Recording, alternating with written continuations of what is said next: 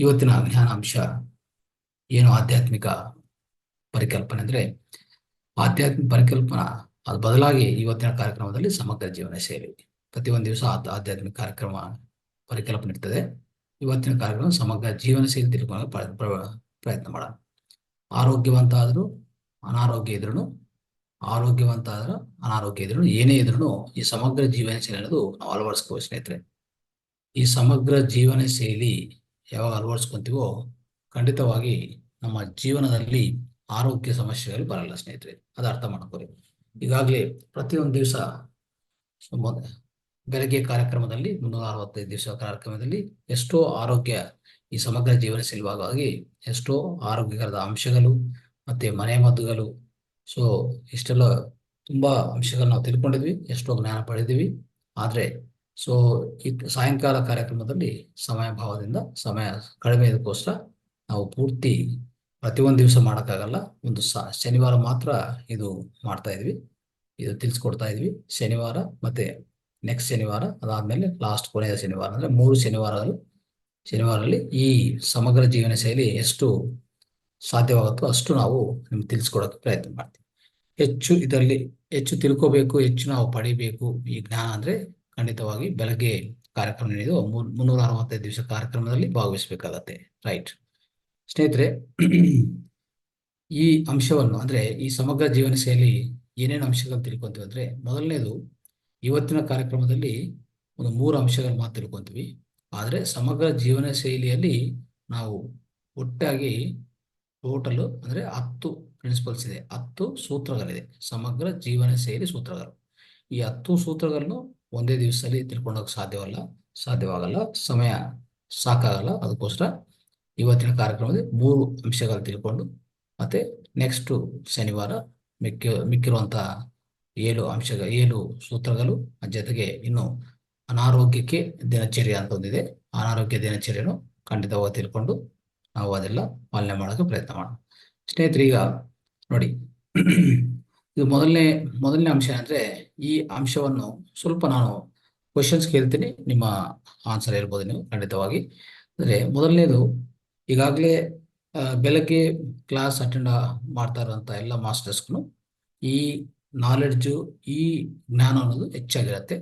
ಖಂಡಿತವಾಗಿ ಎಷ್ಟೋ ಕ್ಲಾಸಸ್ ಅಲ್ಲಿ ಹೇಳ್ತಾ ಬಂದಿದ್ವಿ ಈ ಆರೋಗ್ಯ ಸಂಬಂಧಿತ ಮತ್ತೆ ಮನೆ ಮದ್ದುಗಳು ಇದೆಲ್ಲಾನು ಆಯ್ತು. ಆದ್ರೂ ಇವತ್ತಿನ ಇನ್ ಸ್ವಲ್ಪ ಹೊಸ ಮಾಸ್ಟರ್ಸ್ ಅಂದ್ರೆ ನ್ಯೂಯಾಗಿ ಜಾಯ್ನ್ ಆಗುವಂತ ಮಾಸ್ಟರ್ಸ್ ಇದ್ದಾರೆ ಈ ಈವ್ನಿಂಗ್ ಸೆಷನ್ಗೆ. ಖಂಡಿತವಾಗಿ ಅವರು ಆನ್ಸರ್ ಮಾಡ್ಬೋದು. ಇದು ನಾವು ಸೇವನೆ ಮೊದಲನೇ ಅಂಶ ಅಂದ್ರೆ ನಾವು ಸೇವನೆ ಮಾಡ್ತಾ ಇರುವಂತ ಪ್ರಧಾನ ಆಹಾರ ಯಾವುದು, ಏನ್ ಪ್ರಧಾನ ಆಹಾರ ನೀವು ಸೇವನೆ ಮಾಡ್ತಾ ಇದ್ರಿ ಅಂದ್ರೆ ಅದು ಅನ್ಮ್ಯೂಟ್ ಮಾಡ್ತೀನಿ.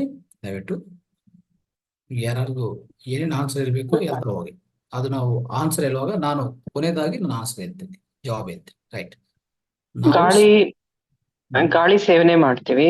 ನಮ್ಗೆ ವಾಯು ಇಲ್ದೆ ಅಂದ್ರೆ ಉಸಿರು ಇಲ್ದೆ ಇದ್ರೆ ನಾವು ಇರೋದೇ ಇಲ್ವಲ್ಲ ಸರ್, ಅದ್ ಮೇನ್. ನನ್ ಪ್ರಕಾರ ಅದು ಫುಡ್ ಅದೊಂದಲ್ಲ ಅದು ಅದ್ರ ಬಗ್ಗೆ ಕೇಳ್ತಾ ಇಲ್ಲ. ಪ್ರಧಾನ ಆಹಾರ ಅನ್ನ, ರೈಸ್. ಪ್ರಧಾನ ಆಹಾರ ಏನ್ ತಿಂತೀವಿ ಅನ್ನೋದು ಆದಷ್ಟು ಆನ್ಸರ್ ಮಾಡಿದ್ರೆ ಸಾಕು. ರೈಸ್. ವೈಟ್ ರೈಸಾ? Red rice. ನಾವು ಊಟ ಮಾಡೋದು red rice sir. Red rice, okay.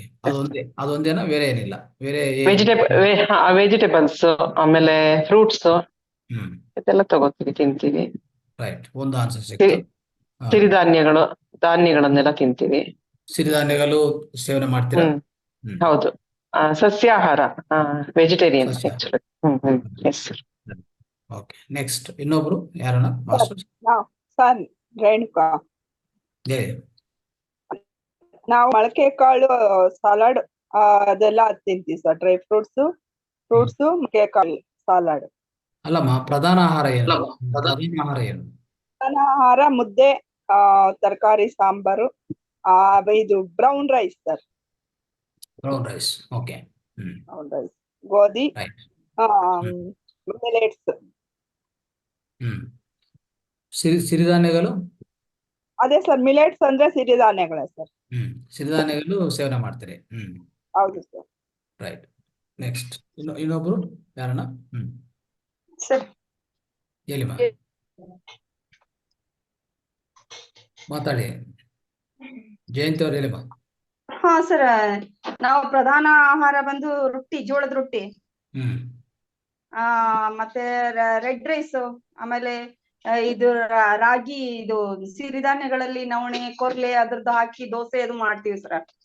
ಇವತ್ತು ಅದನ್ನೇ ಮಾಡಿದ್ವಿ ಪ್ರಧಾನ ಆಹಾರ ಬೆಳಗ್ಗೆ. Very good.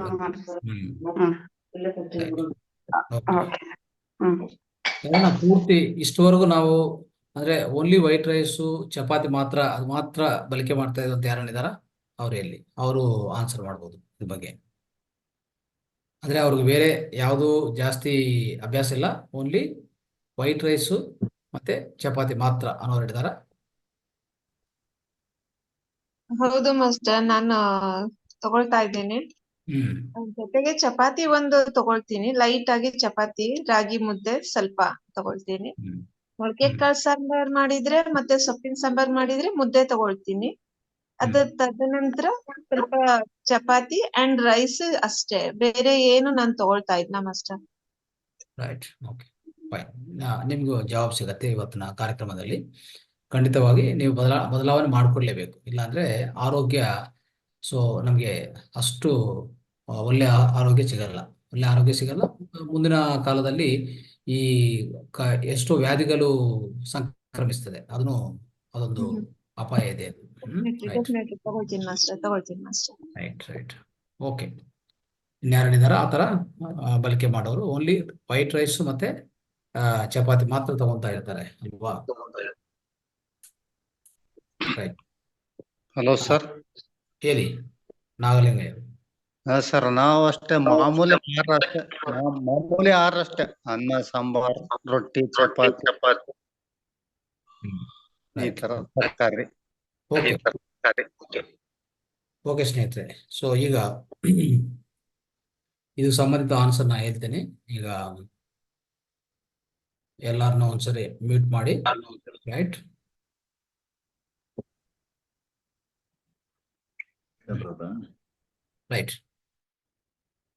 ಸ್ನೇಹಿತರೆ ನೋಡಿ, ನಾವು ಗಮನಿಸಬೇಕಾಗಿರೋದು ಏನಂದ್ರೆ, ಇಲ್ಲಿ ಪ್ರಧಾನ ಆಹಾರವಾಗಿ ಒಬ್ಬೊಬ್ಬರು ಅಂದ್ರೆ ಅವರು ಮನೆಯಲ್ಲಿ ಅವರು ಸಾಂಪ್ರದಾಯಿಕವಾಗಿ ಎಷ್ಟೋ ದಿನದಿಂದ ಪೂರ್ವಕಾಲದಿಂದ ಅಂದ್ರೆ ವಿಧ ಆಹಾರಗಳು, ಪ್ರಧಾನ ಆಹಾರಗಳು ಸೇವನೆ ಮಾಡ್ತಾ ಇರ್ತಾರೆ. ಪ್ರಧಾನ ಆಹಾರದ ಜೊತೆಗೆ ಅಂದ್ರೆ ಈ ತರಕಾರಿ ಆಗ್ಬೋದು, ವೆಜಿಟೇಬಲ್ಸ್ ಆಗ್ಬೋದು, ಮತ್ತೆ ಬೇರೆ ಬೇರೆ ಸೊಪ್ಪು ಆಗ್ಬೋದು, ಇನ್ನು ಬೇರೆ ಏನೇ ಸಾಂಬಾರು, ರಸಮು, ಇದೆಲ್ಲಾನು, ಮತ್ತೆ ಮೊಸರು, ಇದೆಲ್ಲ ಮಿಶ್ರಣ ಮಾಡಿಕೊಂಡು ನಾವು ಸೇವನೆ ಮಾಡ್ತಾ ಇರ್ತೀವಿ ಅಲ್ವಾ? ಪ್ರಧಾನ ಆಹಾರ ಜೊತೆಗೆ ಇದೆಲ್ಲ ಇರ್ತದೆ. ಉಪ್ಪಿನಕಾಯಿ ಇರ್ಲಿ, ಯಾವುದನ್ನ ಇರಲಿ, ಬಟ್ ಪ್ರಧಾನ ಆಹಾರ ಅನ್ನೋದು ಬಹಳ ಇಂಪಾರ್ಟೆಂಟ್ ಆಗುತ್ತೆ. ಯಾಕಂದ್ರೆ ಪ್ರಧಾನ ಆಹಾರ ಅನ್ನೋದು ಸ್ನೇಹಿತರೆ ನಾವು ಹೆಚ್ಚು ಪರಿಣಾಮದಲ್ಲಿ ನಾವು ಸೇವನೆ ಮಾಡ್ತೀವಿ. ಅದೇ ನಮ್ಮ ದೇಹ ಒಳಗಡೆ ಹೋದ್ಮೇಲೆ ನಮ್ಗದು ಏನಾಗಿ ಪರಿವರ್ತನೆಗೊಳಿಸ್ತದೆ? ಪ್ರತಿಯೊಂದು ನಮ್ಮ ಯಾವುದೇ ಜೀವಕೋಶಗಳಿಗೂ ಏನೇನು ಪೋಷಕಾಂಶಗಳು ಬೇಕೋ ಅದೇ ತಂದುಕೊಡೋದು.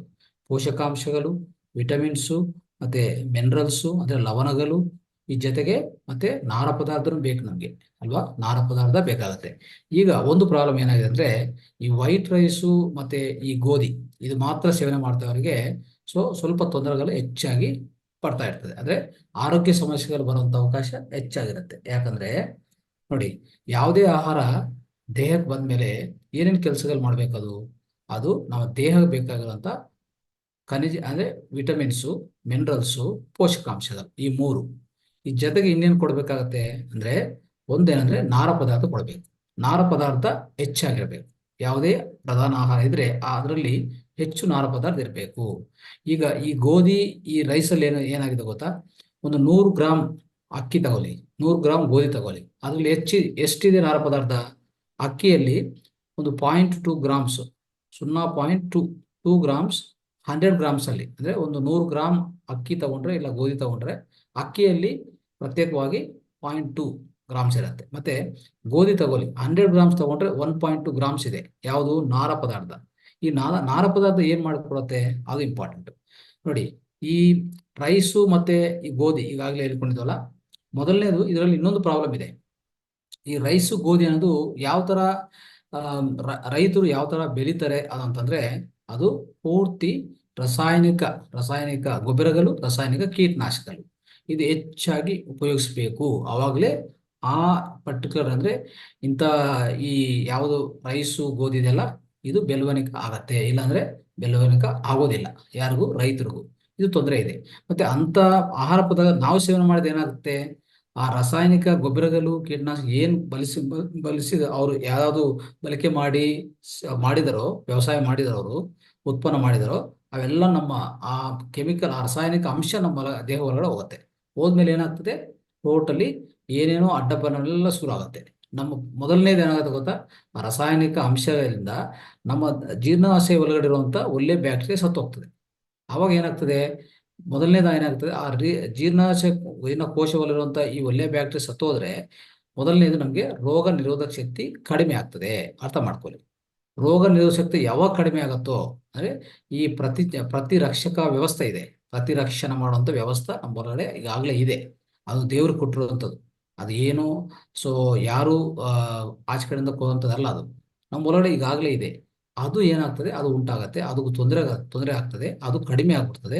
ಕಡಿಮೆ ಆದ ತಕ್ಷಣ ನಿಮ್ಗೂ ಎಲ್ಲಾ ವ್ಯಾಧಿಗಳು ನಿಮ್ಮ ದೇಹಕ್ಕೆ ಬರುತ್ತೆ. ಅರ್ಥ ಮಾಡ್ಕೊಳ್ಳಿ.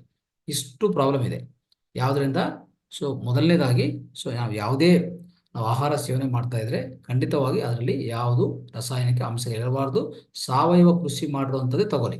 ಸಾಧ್ಯವಾದ್ರೆ ರೈಸ್ ಆದ್ರೂ ಗೋಧಿ ಆದ್ರೂ ಸಾವಯವ ಕೃಷಿ ಮಾಡಿರುವಂಥದ್ದು ತಗೋಬೇಕಾಗತ್ತೆ. ಮತ್ತೆ ಅದು ಸಾಧ್ಯವಾಗತ್ತಾ?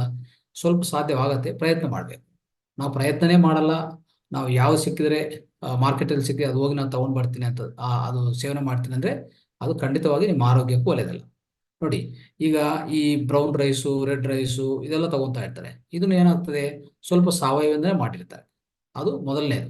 ಅಲ್ಲಿ ಕಾರಣ ಯಾಕೆ ತಗೋಬಹುದಂದ್ರೆ ಅದೊಂದು ಕಾರಣ. ಆದ್ರೆ ಪ್ರತಿಯೊಂದು ದಿವಸ ಅದೇ ತಗೋಬಾರ್ದು, ಅದು ಪ್ರಾಬ್ಲಮ್. ಮತ್ತೆ ಈ ಬ್ರೌನ್ ರೈಸ್ ಆದ್ರೆ ರೆಡ್ ರೈಸ್ ಆಗ್ಬೋದು, ಪ್ರತಿಯೊಂದು ದಿವಸ ಅದೇ, ಇವತ್ತು ನಾಳೆ ನಾಡಿದ್ದು ಪೂರ್ತಿ ಒಂದು ವಾರ ಅಂದ್ರೆ ಒಂದು ವಾರ ಅದೇ ತಗೊಂತಾ ಇರ್ತೀವಲ್ಲ, ಅದು ಒಳ್ಳೇದಲ್ಲ.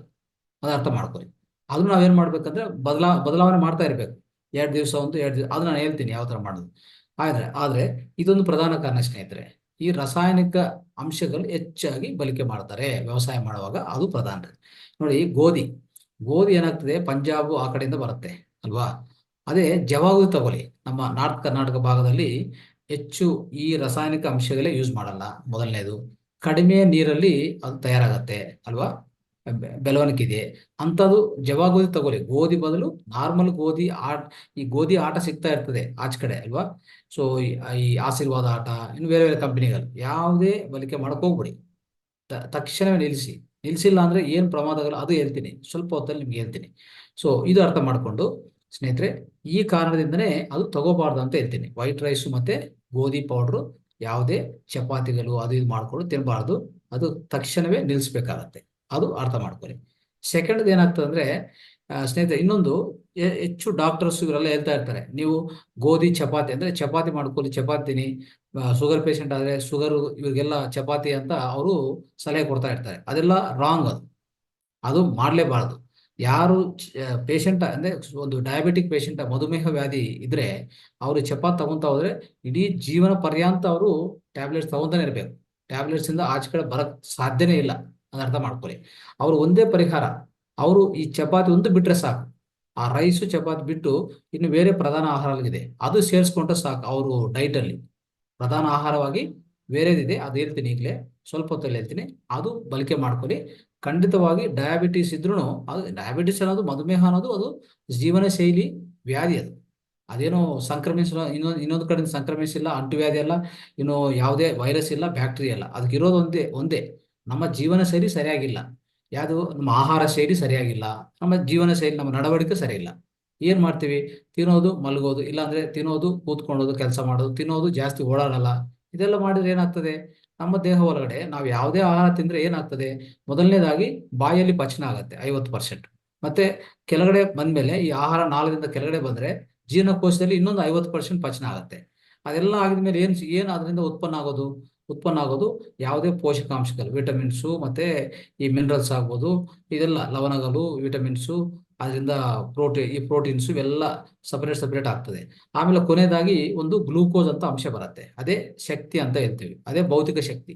ಈ ಭೌತಿಕ ಶಕ್ತಿ ಏನಾಗುತ್ತೆ, ಅಲ್ಲಿ ಉತ್ಪನ್ನ ಆಗಿರುವಂತ ಭೌತಿಕ ಶಕ್ತಿ ಅದು ನೇರವಾಗಿ ನಮ್ಮ ಸಣ್ಣ ಕಲ್ಲುಗಳು ಸಂಗ್ರಹಿಸಿಕೊಂಡು, ಸಣ್ಣ ಕಲ್ಲಿಂದ ನಮ್ಮ ಈ ದೇಹದ ಒಳಗಡೆ, ರಕ್ತ ಒಳಗಡೆ ಸಂಗ್ರಹಿಸ್ಕೊತದೆ. ಸಣ್ಣ ಕಲ್ಲಿಂದ ರಕ್ತ ಹೊರಗಡೆ ಸಂಗ್ರಹಿಸಿಕೊಂಡಿದ್ರೆ ಏನಾಗ್ತದೆ, ರಕ್ತ ಪೂರ್ತಿ ಹರಿತಾ ಇರ್ತದೆ, ಇಡೀ ದೇಹದಲ್ಲಿ ಹರಿತಾ ಇರ್ತದೆ. ಅದು ಎಲ್ಲೆಲ್ಲಿಗೆ ಹೋಗುತ್ತೆ, ಪ್ರತಿ ಜೀವಕೋಶಕ್ಕೆ ಹೋಗುತ್ತೆ, ಪ್ರತಿ ಅಂಗಕ್ಕೆ ಹೋಗುತ್ತೆ ಅಲ್ವಾ, ಯಾವುದು ರಕ್ತ.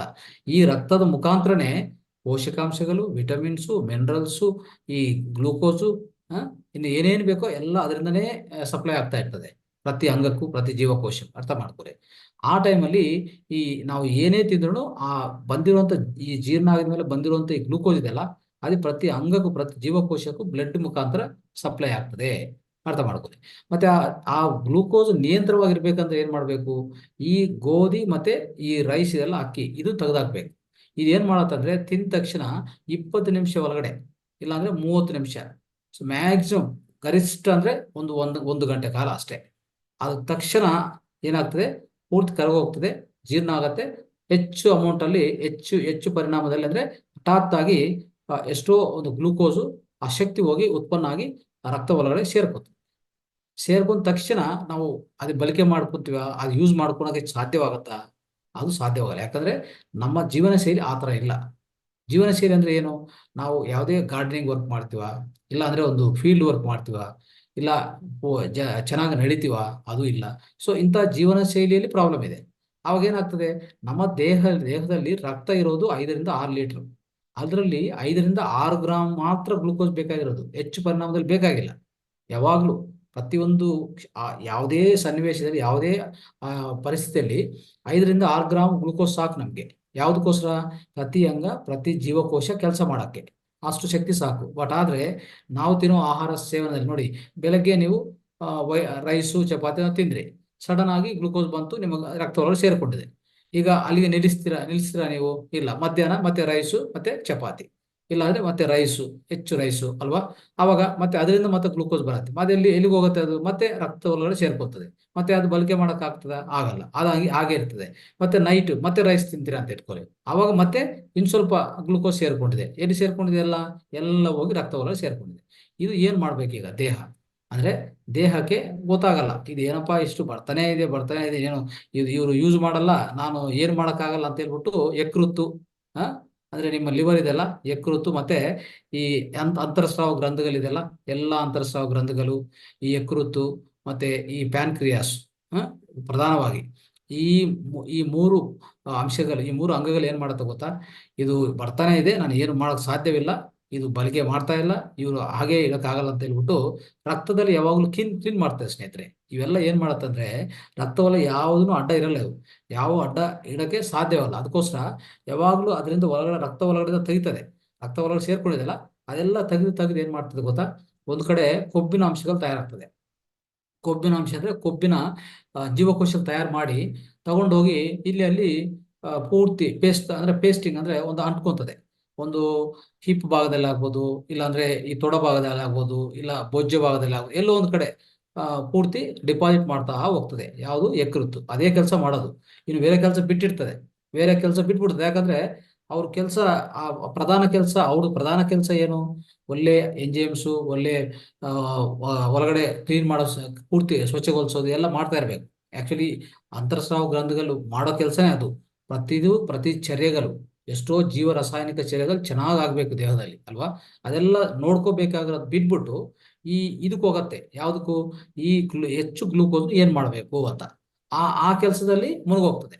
ಈಗ ನೋಡಿ ಆ ಕೆಲಸ ಹೆಂಗ್ ಮಾಡ್ತದೆ ಅಂದ್ರೆ, ಈ ತರ ಹೆಚ್ಚು ಕೊಬ್ಬಿನಾಂಶಗಳು, ಹೆಚ್ಚು ಕೊಲೆಸ್ಟ್ರಾಲು, ಹೆಚ್ಚು ಟ್ರೈಗ್ಲಿಸರೈಡ್ಸು, ಹೆಚ್ಚು ಗ್ಲೂಕೋಸಿನ್ ಪ್ಯಾಕೆಟ್ಸು, ಈ 4 ತಯಾರು ಮಾಡಿ ಏನಾಗುತ್ತೆ, ಗ್ಲೂಕೋಸಿನ್ ಪ್ಯಾಕೆಟ್ಸ್ ಬಂದು ಪ್ಯಾನ್ಕ್ರಿಯಾಸ್ ಹತ್ರ ಇಡ್ತಾ ಹೋಗ್ತದೆ.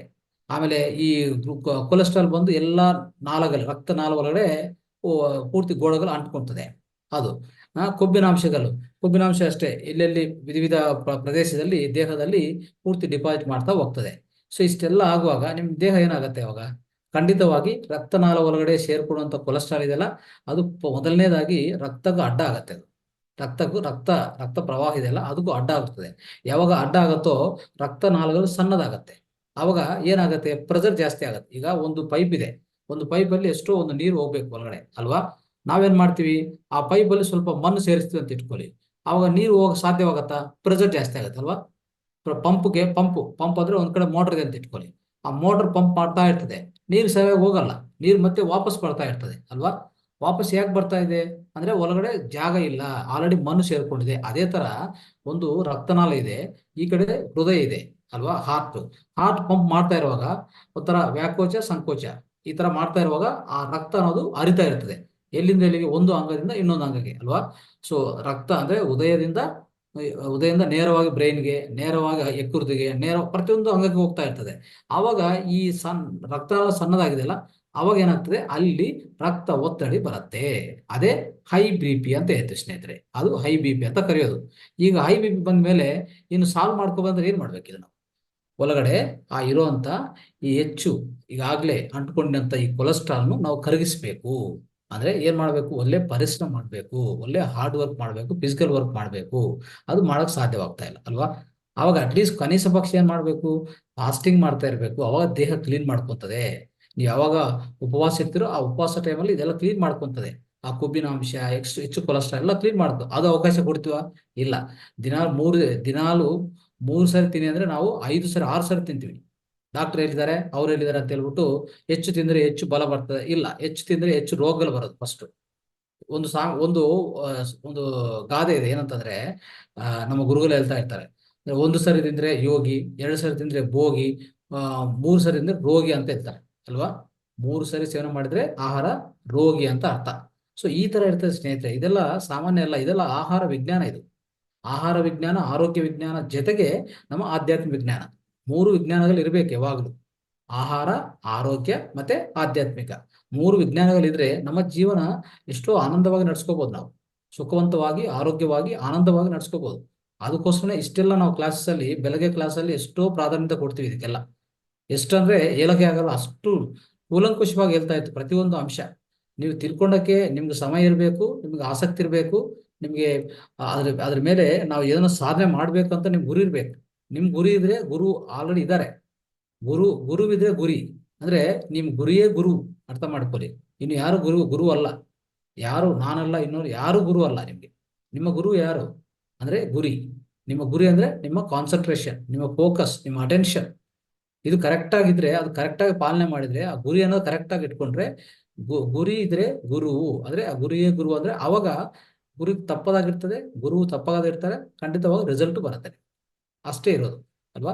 ಸೊ ಸ್ನೇಹಿತರೆ, ಇಷ್ಟೆಲ್ಲ ನಾವು ಅರ್ಥ ಮಾಡ್ಕೊಳ್ಳೋದು ಯಾಕಂದ್ರೆ, ನಾನು ಯಾಕೆ ಇದು ಹೇಳಕ್ಕೆ ಪ್ರಯತ್ನ ಮಾಡ್ತೇನೆ ಅಂದ್ರೆ, ಖಂಡಿತವಾಗಿ ನೋಡಿದೆ ಎಷ್ಟೋ ಸಬ್ಜೆಕ್ಟ್ ದೊಡ್ಡವಾಗಿರ್ತದೆ, ಅಂದ್ರೆ ಲೆಂತಿಯಾಗಿ ಹೋಗ್ತಾ ಇರ್ತದೆ. ಆದ್ರೂ ಸ್ವಲ್ಪ ಕಟ್ ಮಾಡೋಣ, ಯಾಕಂದ್ರೆ ಸಮಯ ಕಡಿಮೆ ಇದೆ, ಅದಕ್ಕೋಸ್ಕರ. ಸೊ ಪ್ರಧಾನವಾಗಿ ನಾವು ನೆನಪಿಟ್ಕೋಬೇಕಾಗಿರೋದು, ಈ ಗ್ಲೂಕೋಸ್ ನಿಯಂತ್ರಣ ಮಾಡುವಂತ ಆಹಾರ ತಗೊಳ್ಳಿ, ಅಷ್ಟೇ ನಾನು ಹೇಳಕ್ ಪ್ರಯತ್ನ ಮಾಡ್ತೀನಿ. ಈ ಗ್ಲೂಕೋಸ್ ನಿಯಂತ್ರಣ ಮಾಡುವಂತ ಆಹಾರಗಳೇ ಪ್ರಧಾನ ಆಹಾರಗಳು, ಬೇರೆ ಯಾವುದು ತಗೊಳಕ್ ಹೋಗ್ಬೇಡಿ. ಇನ್ನೊಂದು ಸಾವಯವ ಆಹಾರ ತಗೊಳ್ಳಿ. ಯಾವುದೇ ಕೆಮಿಕಲ್ಸ್ ಬಳಕೆ ಮಾಡಿ ವ್ಯವಸಾಯ ಮಾಡಿದ್ರೆ ದಯವಿಟ್ಟು ಅದು ತ್ಯಜಿಸಿ.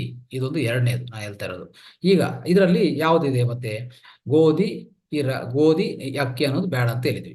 ಪ್ರಧಾನ ಆಹಾರಗಳು ಏನಿದೆ, ಈಗಾಗಲೇ ಸಿರಿಧಾನ್ಯಗಳಂತ ಅಂದ್ರೆ ಅದನ್ನು ಚಿರುಧಾನ್ಯಗಳು ಮತ್ತೆ ಕಿರುಧಾನ್ಯಗಳು, ಅಂದ್ರೆ ಚಿರುಧಾನ್ಯಗಳು ತೃಣಧಾನ್ಯಗಳು ಅಂತ ಹೇಳ್ತಾ ಇದ್ರು ಪೂರ್ವ ಕಾಲದಲ್ಲಿ. ಅಂದ್ರೆ ಅದು ಏನಂತ ಅನ್ಕೊಂಡಿದೆ ಅಂದ್ರೆ, ಈ 40-50 ವರ್ಷದಲ್ಲಿ ಈ ಗೊಬ್ಬರ ಕಂಪನಿಗಳು, ಈ ಗವರ್ಮೆಂಟ್ ಎಲ್ಲ ಸೇರಿ ನಮ್ನೆಲ್ಲಾನು ಏನ್ ಮಾಡಿದ್ದಾರೆ, ಒಂಥರ ಗೊಂದಲಕ್ಕೂ ಕಾರಣ ಮಾಡಿದ್ದಾರೆ. ಏನಂತಂದ್ರೆ ಅವರೆಲ್ಲ ಹೆಚ್ಚು ಪ್ರಮಾಣದಲ್ಲಿ ಅವ್ರಿಗೆ ಒಳ್ಳೆ ಪಾರಿತೋಷಕ ಮತ್ತೆ ಎಲ್ಲ ಬೆನಿಫಿಟ್ಸ್ ಎಲ್ಲ ಕೊಟ್ಟು, ಇನ್ಸೆಂಟಿವ್ಸ್ ಕೊಟ್ಟು ಏನ್ ಮಾಡಿದ್ರೆ, ರೈತರನ್ನೆಲ್ಲ ಈ ಕಡೆ ತಗೊಂಡು ಬಂದಿದ್ದಾರೆ. ನೋಡ್ಕೊಳ್ಳಿ, 80% ರೈತರು ಈಗಾಗಲೇ ಸಾವಯವ ಕೃಷಿಯಲ್ಲಿ ಇಲ್ಲ. ಪೂರ್ತಿ ಅವ್ರು ಮಾಡ್ತಾ ಇರೋದೇ ಅಸಹಜ ವ್ಯವಸಾಯ ಅನ್ನಿಲ್ಬೋದು, ಇಲ್ಲಾಂದ್ರೆ ಸೊ ನೈಸರ್ಗಿಕವಾಗಿರುವಂತ ನೈಸರ್ಗಿಕ ಇಲ್ಲ, ಅದೆಲ್ಲನೂ ಅನ್ಯಾಚುರಲ್ ಫಾರ್ಮಿಂಗ್. ಹೇಳ್ಬೇಕಂದ್ರೆ ಕೆಮಿಕಲ್ ಫಾರ್ಮಿಂಗ್, ರಾಸಾಯನಿಕ ಫಾರ್ಮಿಂಗ್ ಅಂತ ಹೇಳ್ಬೋದು. ಈ ರಾಸಾಯನಿಕ ವ್ಯವಸಾಯ ಮಾಡ್ತಾ ಇದ್ರಲ್ಲ, ಸೊ ಅದೆಲ್ಲಾನು ಗವರ್ಮೆಂಟ್ ಮತ್ತೆ ಇವೆಲ್ಲ ಪ್ರೋತ್ಸಾಹ ಕೊಟ್ಟಿದ್ದಕ್ಕೆ ಈ ತರ ಆಗಿದೆ. ಯಾಕಂದ್ರೆ ಅವ್ರಿಗೆ ಅಲ್ಲಿ ಬೆನಿಫಿಟ್ಸ್ ಇದೆ, ಒಳ್ಳೆ ಬೆನಿಫಿಟ್ಸ್ ಆ ಕಂಪನಿಗಳಿಂದ ಸಿಗತ್ತೆ. ಆಮೇಲೆ ಗವರ್ಮೆಂಟ್ಗೆ ಒಳ್ಳೆ ಟ್ಯಾಕ್ಸ್ ಬರುತ್ತೆ.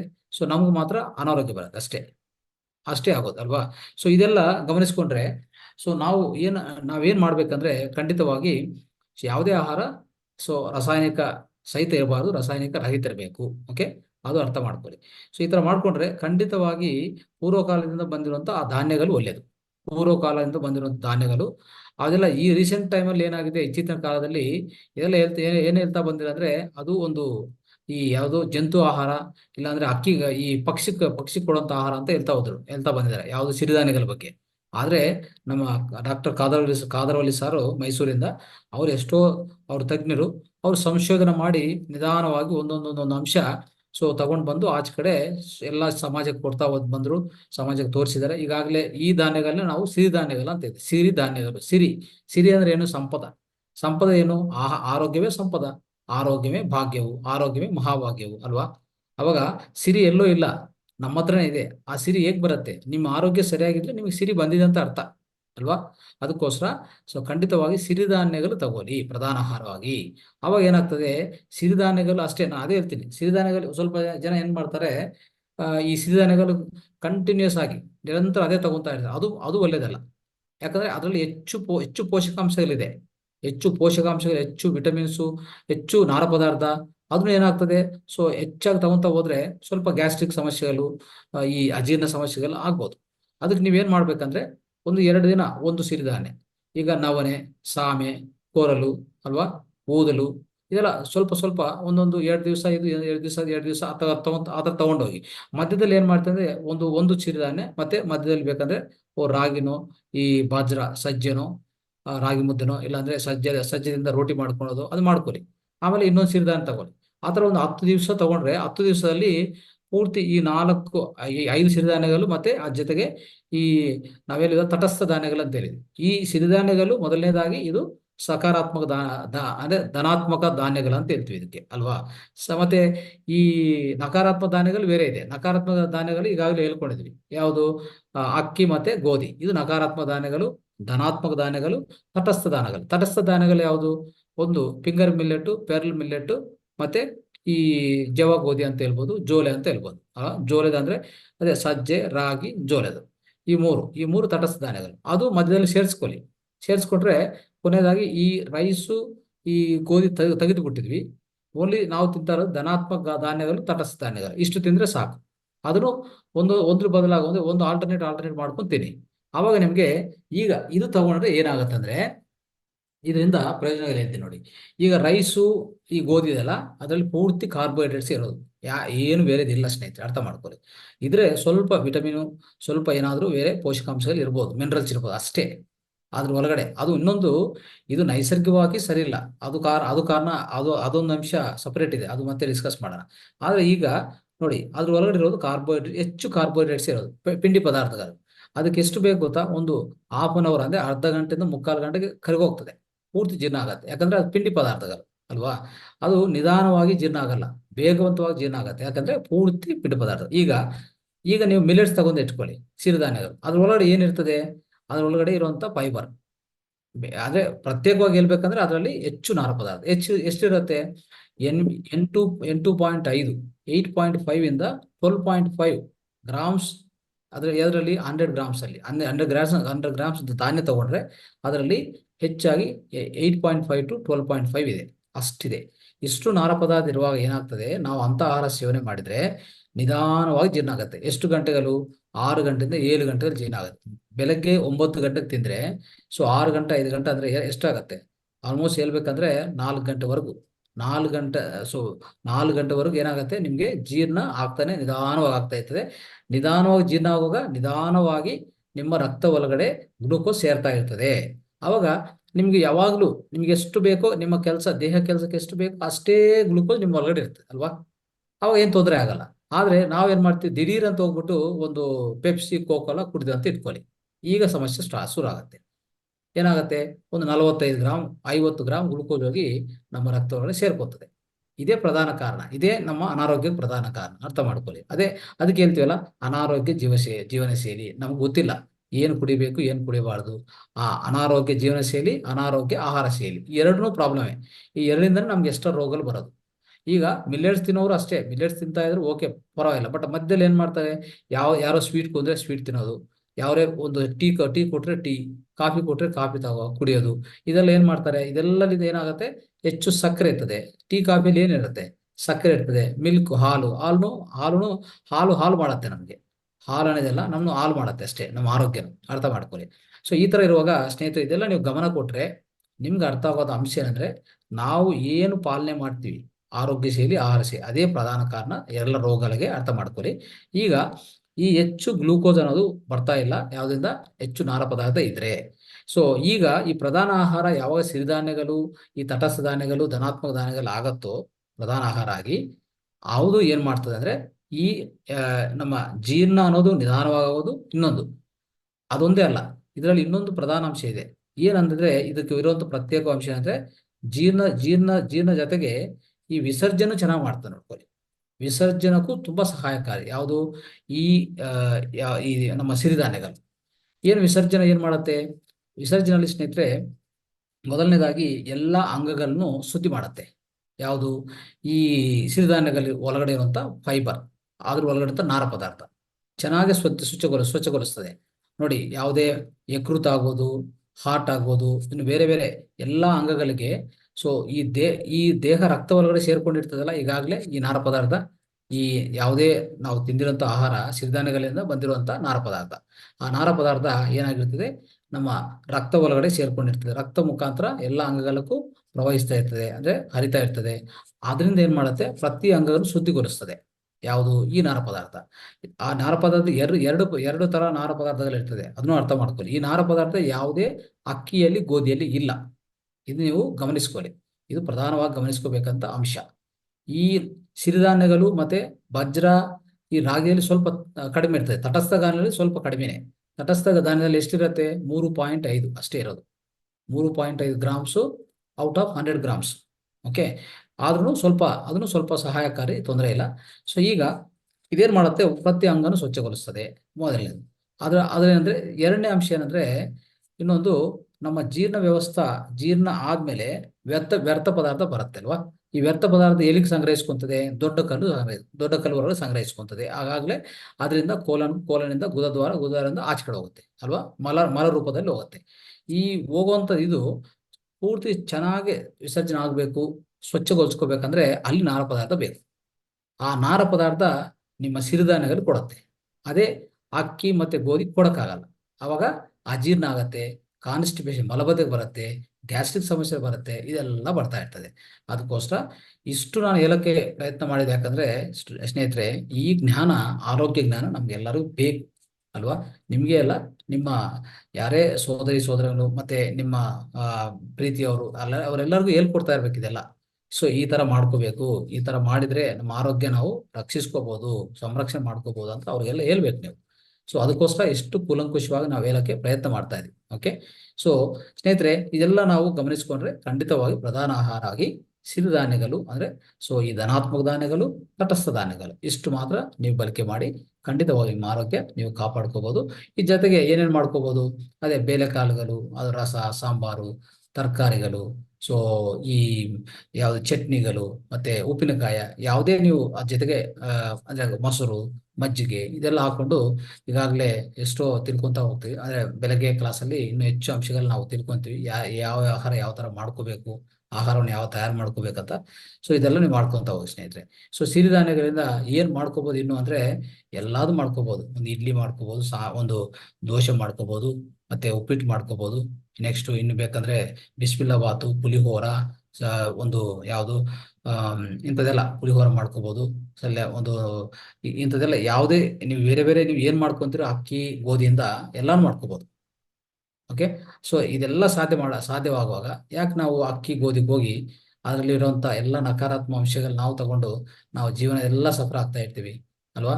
ಸೊ ಅದಕ್ಕೆ ಪ್ರಧಾನವಾಗಿ ಯಾವುದೇ ಆಹಾರ ಅದು ಕೊಡುವಂತ ಕಾರ್ಬೋಹೈಡ್ರೇಟ್ಸು, ಮಿನರಲ್ ಅಂದ್ರೆ ವಿಟಮಿನ್ಸು, ಮಿನರಲ್ಸು, ಎಲ್ಲಾ ಪೋಷಕಾಂಶಗಳ ಜೊತೆಗೆ ಫೈಬರ್, ನಾರ ಪದಾರ್ಥ ಇಸ್ ಮಸ್ಟ್. ಅದು ಕಡ್ಡಾಯವಾಗಿರ್ಬೇಕು ಅಷ್ಟೇ. ಓಕೆ, ರೈಟ್ ಸ್ನೇಹಿತರೆ. ಸೊ ಇದು ಈ ಆಹಾರದಲ್ಲಿ ಪ್ರಧಾನವಾಗಿ ನಾವು ಸೇವಿಸಬೇಕಾಗಿರುವಂತ ಆಹಾರ, ಅದ್ರ ಬಗ್ಗೆ ಇಷ್ಟುವರೆಗೂ ನಾವು ತಿಳ್ಕೊಳ್ಳೋಕೆ ಪ್ರಯತ್ನ ಮಾಡಿ ಸ್ನೇಹಿತರೆ. ಸೊ ಈಗ ಎರಡನೇದೇನಂದ್ರೆ, ಇವತ್ತಿನ ಅಂಶದಲ್ಲಿ ಬೇಳೆಕಾಳುಗಳು ಏನು, ಪಲ್ಸಸ್. ಸ್ನೇಹಿತರೆ, ಇದು ಸ್ವಲ್ಪ ಈ ಮಾಹಿತಿ ನಮ್ಗೆ ಚೆನ್ನಾಗಿರ್ಬೇಕು, ಜ್ಞಾನನೂ ಚೆನ್ನಾಗಿರ್ಬೇಕು. ಯಾಕಂದ್ರೆ ಎಷ್ಟೋ ಜನ ಏನ್ ಮಾಡ್ತಾರೆ, ಈ ಪಲ್ಸಸ್ ಯಾಕೆ ತಿಂತಾರಪ್ಪ ಅಂದ್ರೆ ಪ್ರೋಟೀನ್ಗೋಸ್ಕರ. ಒಳ್ಳೆ ಪ್ರೋಟೀನ್ ಬೇಕಲ್ಲ ದೇಹಕ್ಕೆ. ಪ್ರೋಟೀನ್ ಅವಶ್ಯಕತೆ ಏನು ದೇಹಕ್ಕೆ? ನಮ್ಮ ದೇಹ ಒಳಗಡೆ ಯಾವುದೇ ಜೀವಕೋಶಗಳು, ಅಂಗಗಳು, ಸ್ನಾಯುಗಳು ಚೆನ್ನಾಗಿ ಅದು ವೃದ್ಧಿ ಆಗ್ಬೇಕಂದ್ರೆ ನಮ್ಗೆ ಬೇಕಾಗಿರೋದು ಪ್ರೋಟೀನ್. ಓಕೆ, ಅದಕ್ಕೆ ಪ್ರೋಟೀನ್ ಅಂದ್ರೆ ಬಾಡಿ ಬಿಲ್ಡಿಂಗ್ ಅಂತ ಅರ್ಥ. ಸ್ನೇಹಿತರೆ, ಈ ಬಾಡಿ ಬಿಲ್ಡಿಂಗ್ ಗೋಸ್ಕರ ಏನೇನೋ ತಗೊಂತಾ ಇರ್ತಾರೆ ಅಂದ್ರೆ ಇತ್ತೀಚಿನ ಕಾಲದಲ್ಲಿ ಡಾಕ್ಟರ್ಸ್ ಹೇಳ್ತಾ ಇರ್ತಾರೆ ಅಂದ್ರೆ ಅವ್ರಿಗೂ ಈ ಜ್ಞಾನ ಇಲ್ಲ ಆರೋಗ್ಯ ಜ್ಞಾನ ಇಲ್ಲ ಅವ್ರಿಗೆ.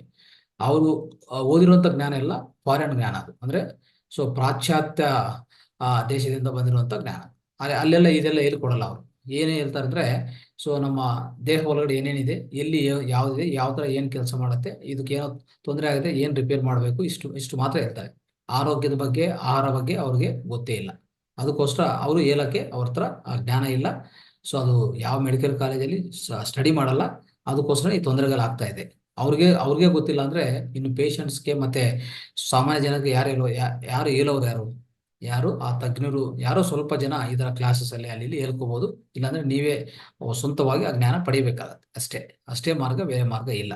ಡಾಕ್ಟರ್ಸ್ ಮೇಲೆ ಡಿಪೆಂಡ್ ಆಗಕ್ಕೆ ಈ ಒಳ್ಳೆ ಆಹಾರ ಜ್ಞಾನ ಮತ್ತೆ ಆರೋಗ್ಯ ಜ್ಞಾನಕ್ಕೋಸ್ಕರ ಡಾಕ್ಟರ್ ಮೇಲೆ ಡಿಪೆಂಡ್ ಮಾಡಕ್ಕೆ, ಆಧಾರ ಆಗಕ್ಕೆ ಸಾಧ್ಯವೇ ಇಲ್ಲ. ಅದು ಅರ್ಥ ಮಾಡ್ಕೊಳ್ಳಿ. ಆಯ್ತು. ಈಗ ಈ ಪಲ್ಸಸ್ ಅನ್ನೋದು ಬೇಳೆಕಾಳುಗಳು ಏನ್ ಸ್ನೇಹಿತರೆ, ಈ ಪ್ರೋಟೀನ್ಗೋಸ್ಕರ ತಗೋತಾರೆ. ಡಾಕ್ಟರ್ಸ್ ಏನ್ ಹೇಳ್ತಾರೆ ಗೊತ್ತಾ? ಒಳ್ಳೆ ಮೊಟ್ಟೆ ತಗೊಳ್ಳಿ, ಒಳ್ಳೆ ಮಾಂಸದ ಸೇವನೆ ಮಾಡಿ, ಮೀನು ತಗೊಳ್ಳಿ, ಇದೆಲ್ಲ ಹೇಳ್ಕೊಡ್ತಾ ಇರ್ತಾರೆ. ಒಳ್ಳೆ ಪ್ರೋಟೀನ್ ಬರತ್ತೆ ಅಂತ. ನಾ ಈಗಾಗಲೇ ಎಷ್ಟೋ ಕ್ಲಾಸಲ್ಲಿ ಹೇಳಿದ್ದೀನಿ. ಈ ಯಾವುದೇ ಈ ನಾನ್ ವೆಜಿಟೇರಿಯನ್ ಫುಡ್ ಅಂದ್ರೆ ಮಾಂಸಾಹಾರ ಯಾವುದೇ ಮಾಂಸಾಹಾರ ಇರಲಿ, ಆ ಮಾಂಸಾಹಾರ ತಿಂದ್ರೆ ಮೊದಲನೇದಾಗೋದು ಏನ್ ಗೊತ್ತಾ? ಈ ಅನಿಮಲ್ ಪ್ರೋಟೀನ್, ಹೆಚ್ಚು ಅನಿಮಲ್ ಪ್ರೋಟೀನ್ ಅದು ಜೀರ್ಣ ಆಗಲ್ಲ. ಜೀರ್ಣ ಮಾಡಕ್ಕೆ ಅನಿಮಲ್ ಪ್ರೋಟೀನ್ ಯಾವುದೇ ಇರಲಿ, ಜೀರ್ಣ ಮಾಡಕ್ಕೆ ನಮ್ಮ ದೇಹ ಒಳಗಡೆ ಸರಿಯಾದ ಎಂಜಿಎಂ ಇಲ್ಲ. ಅರ್ಥ ಮಾಡ್ಕೊ, ಇದು ಮೊದಲನೇ ಪಾಯಿಂಟ್. ಇನ್ನೊಂದು, ಅದು ಒಂದೇ ಅಲ್ಲ, ಅದರಿಂದ ಏನಾಗ್ತದೆ, ಅದು ಜೀರ್ಣ ಆಗಿದ ಮೇಲೂ ಅಷ್ಟೇ ಹೆಚ್ಚು ಗ್ಲೂಕೋಸ್ ನಮ್ಮ ದೇಹದಲ್ಲಿ ಉತ್ಪನ್ನ ಆಗ್ಬಿಡ್ತದೆ. ಓಕೆ, ಅದು ಒಂದು ಪ್ರಾಬ್ಲಮ್. ಇನ್ನೊಂದು ಏನಂದ್ರೆ, ಅದು ಮಾಂಸಾಹಾರದ ಪಾಪಾಹಾರ ಅದು ಆಧ್ಯಾತ್ಮಿಕವಾಗಿ ಅದಿರ್ಲಿ, ಪಕ್ಕ ಇರ್ಲಿ. ಆದ್ರೆ ಇನ್ನೊಂದೇನಂದ್ರೆ, ಅದು ಈಗಾಗಲೇ ಮೃತಾಹಾರ ಅಂದ್ರೆ ಏನು? ಹೆಚ್ಚು ಬ್ಯಾಕ್ಟೀರಿಯಾ ಬೆಳವಣಿಗೆ ಆಗಿರ್ತದೆ ಈಗಾಗಲೇ ಅದ್ರ ಒಳಗಡೆ. ಮತ್ತೆ ಆ ಬ್ಯಾಕ್ಟೀರಿಯಾ ಎಲ್ಲಿಗೆ ಹೋಗುತ್ತೆ? ನೀವು ಬಯಸಿದೆ ಅದು ಹೋಗಲ್ಲ. ಬ್ಯಾಕ್ಟೀರಿಯಾ ನೀವು ಬಯಸಿದಂತ ಮಾತ್ರ ಹೋಗಲ್ಲ, ಅದು ಹಾಗೆ ಇರ್ತದೆ. ಮತ್ತೆ ಅದೊಂದೇ ಅಲ್ಲ, ಈಗ ಮಾಂಸಾಹಾರ ಹೆಂಗಿದೆ ಗೊತ್ತಾ? ಆಚೆ ಕಡೆ ಪ್ರತಿಯೊಂದು ನೀವು ಹೋಗಿ ಅನಿಮಲ್ ಫಾರ್ಮಿಂಗ್ ಇದೆಲ್ಲ ಮಾಡ್ತಾ ಇರ್ತಾರಲ್ಲ, ಪೌಲ್ಟ್ರಿ ಫಾರ್ಮಿಂಗ್ ಹೋಗಿ ನೋಡಿ, ಅಲ್ಲಿ ಹಾರ್ಮೋನ್ ಇಂಜೆಕ್ಷನ್ ಹಾಕ್ತಾರೆ, ಸ್ಟೆರಾಯ್ಡ್ಸ್ ಹಾಕ್ತಾರೆ. ಅರ್ಥ ಆಯ್ತಾ? ಯಾಕೆ? ಬೇಗ ಬೆಳವಣಿಗೆ ಆಗಬೇಕು ಆ ಜೀವಿ, ಅದು ಹೆಚ್ಚು ವೆಯ್ಟ್ ಕೊಡಬೇಕು, ಹೆಚ್ಚು ತೂಕ ಕೊಡಬೇಕು, ಹೆಚ್ಚು ಸಂಪಾದನೆ ಮಾಡ್ಬೇಕಂತ ಅವ್ರ ಉದ್ದೇಶ. ನಿಮ್ಮ ಆರೋಗ್ಯ ಅವ್ರ ಉದ್ದೇಶ ಅಲ್ಲ. ಅರ್ಥ ಮಾಡ್ಕೊಳ್ಳಿ. ಆಗ ಏನಾಗ್ತದೆ, ಅಂತ ಆಹಾರ ಬಂದು ನಾವು ಮನೆಗೆ ತಗೊಂಡು ಬಂದು ಏನೋ ಒಳ್ಳೆ ಸಂಪಾದನೆ ಮಾಡಿವಿ, ಒಳ್ಳೆ ಆಹಾರ ತಿಂತಾ ಅಂತ ನೀವು ಅನ್ಕೊಂತಾ ಇರ್ತೀವಿ. ಅದೆಲ್ಲ ತಪ್ಪು ಕಲ್ಪನೆ. ಅರ್ಥ ಆಯ್ತಾ? ಅವಾಗ ಏನಾಗ್ತದೆ, ಆ ಸ್ಟೆರಾಯ್ಡ್ಸು, ಹಾರ್ಮೋನ್ ಇಂಜೆಕ್ಷನ್ಸ್ ಎಲ್ಲ ಎಲ್ಲಿಗೆ ಹೋಗುತ್ತೆ? ನಿಮ್ಮ ದೇಹ ಒಳಗಡೆ ಹೋಗುತ್ತೆ. ಮತ್ತೆ ಅದಕ್ಕೆ ಅಲ್ವಾ ಈಗ ಇತ್ತೀಚಿನ ಕಾಲದಲ್ಲಿ ನೋಡಿದ್ರೆ ಮಹಿಳೆಯರಿಗಾಗ್ಬೋದು, ಚಿಕ್ಕ ಮಕ್ಕಳಾಗ್ಬೋದು, ಎಲ್ಲರಿಗೂ ಮಾಂಸಾಹಾರ ಕೊಟ್ಟಿದ ಮೇಲೆ ಏನಾಗ್ತದೆ? ಪ್ರತಿಯೊಬ್ಬರಿಗೂ ಹಾರ್ಮೋನ್ ಇಂಬ್ಯಾಲೆನ್ಸ್. ಏನ್ ಇಂಬ್ಯಾಲೆನ್ಸು? ಹಾರ್ಮೋನ್ ಅಸಮತೋಲ್ಯನ ಆಗಿದೆ, ಈಗಾಗಲೇ ಆಗಿದೆ. ಅದಕ್ಕೋಸ್ಕರ ಪ್ರತಿಯೊಬ್ಬರು ಸಫರ್ ಆಗ್ತಾ ಇರೋದು. ನೋಡಿ ಎಷ್ಟು ಗರ್ಭಕೋಶದ ಸಮಸ್ಯೆಗಳು. ಅರ್ಥ ಆಯ್ತಾ?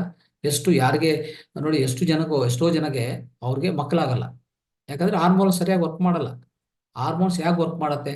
ಈಗಾಗಲೇ ನೀವು ಅನಿಮಲ್ ಪ್ರೋಟೀನ್ ಕೊಡ್ತಾ ಇದ್ರಿ, ಅದಕ್ಕೆ ಇದರಿಂದ ಇಷ್ಟು ಅಡ್ಡ ಪರಿಣಾಮಗಳಿದೆ. ನಾವು ತಗೋಬೇಕಾ? ಅಂತ ಪದಾರ್ಥಗಳು ಯಾವ್ದಾವ್ ತಗೋಬೇಕಾಗತ್ತಾ? ಈ ಪ್ರೋಟೀನ್ಗೋಸ್ಕರ ಬೇಕಾಗಿಲ್ಲ. ಮತ್ತೆ ಏನು ನಾವು ತುಂಬಾ ಪರಿಷ್ಕಾರಗಳಿದೆ, ನೈಸರ್ಗಿಕವಾಗಿ ಮಾಡ್ಕೋಬಹುದು ನಾವು. ಓಕೆ, ಅದು ತಿಳ್ಕೊಳ್ಳೋಣ. ಸ್ನೇಹಿತರೆ, ಏನ್ ಮಾಡ್ತೀವಿ ಅಂದ್ರೆ, ಒಂದು ಮುಷ್ಟಿರುವಂತ ಕಡಲೆಕಾಯಿ ಬೀಜಗಳು ಒಂದು ನೈಟ್ ನೆನೆಸ್ಕೊಳ್ಳಿ.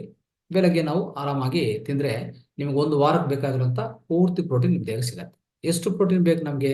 25 ಗ್ರಾಮು 28 ಗ್ರಾಮ್ ಒಂದು ವಾರಕ್ಕೆ ಬೇಕಾಗಿರೋದು ಅಷ್ಟೇ.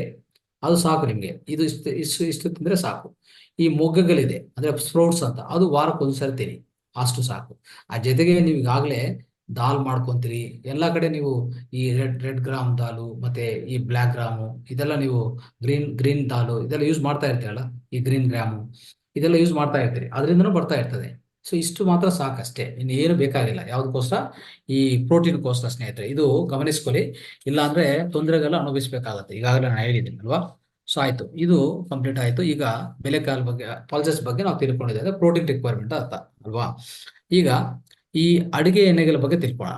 ಅಡಿಗೆ ಎಣ್ಣೆಗಳು ಸ್ನೇಹಿತರೆ, ಅಡಿಗೆ ಎಣ್ಣೆಗಳು ನಿಮ್ಗೆ ಗೊತ್ತು, ಕುಕಿಂಗ್ ಆಯಿಲ್ಸ್.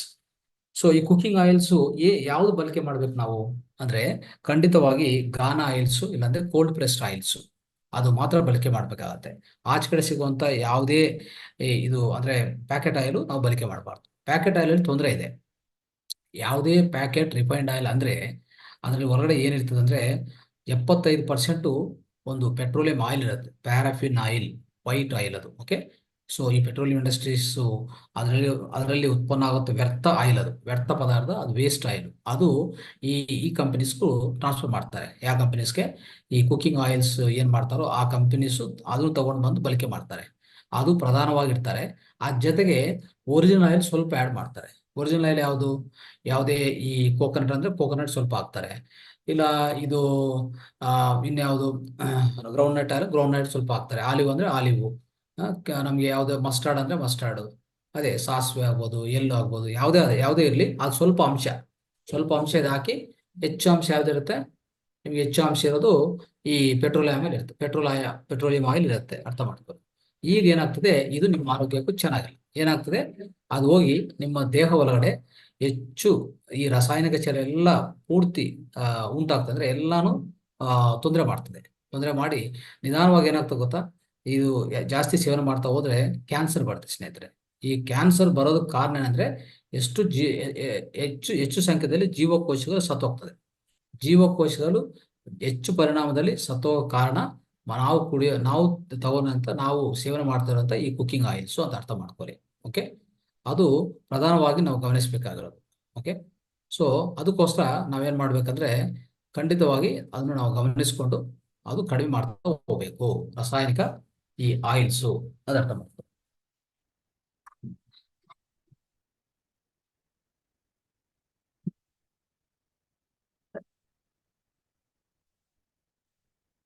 ಎಸ್, ಸರಿ ಸ್ನೇಹಿತರೆ, ಒಂದೇ ನಿಮಿಷ. ರೈಟ್ ಸ್ನೇಹಿತರೆ, ಈಗ ಅರ್ಥ ಆಯ್ತಲ್ಲ. ಸೊ ಈ ರಾಸಾಯನಿಕ ಆಯಿಲ್ಸ್, ಈ ಕೆಮಿಕಲ್ ಆಯಿಲ್ಸ್ ಅನ್ನೋದು ಒಳ್ಳೇದಲ್ಲ. ಅದೆಲ್ಲ ಈ ರಿಫೈನ್ಡ್ ಆಯಿಲ್ಸ್ ಎಲ್ಲ ಕೆಮಿಕಲ್ ಆಯಿಲ್ಸೇ, ಅರ್ಥ ಮಾಡ್ಕೊಳ್ಳಿ. ಅದಕ್ಕೋಸ್ಕರ ಅದೆಲ್ಲ ತ್ಯಜಿಸಿ ನೀವು ಖಂಡಿತವಾಗಿ ಅದರಿಂದ ಆಚೆ ಕಡೆ ಬಂದು. ಈಗ ಏನ್ ಮಾಡ್ಬೇಕಂದ್ರೆ ಈ ನ್ಯಾಚುರಲ್ ಆಯಿಲ್ಸ್ ಇದೆಲ್ಲ, ನ್ಯಾಚುರಲ್ ಆಯಿಲ್ಸ್ ನಾವು ಯಾಕೆ ಕೊಡಬೇಕು?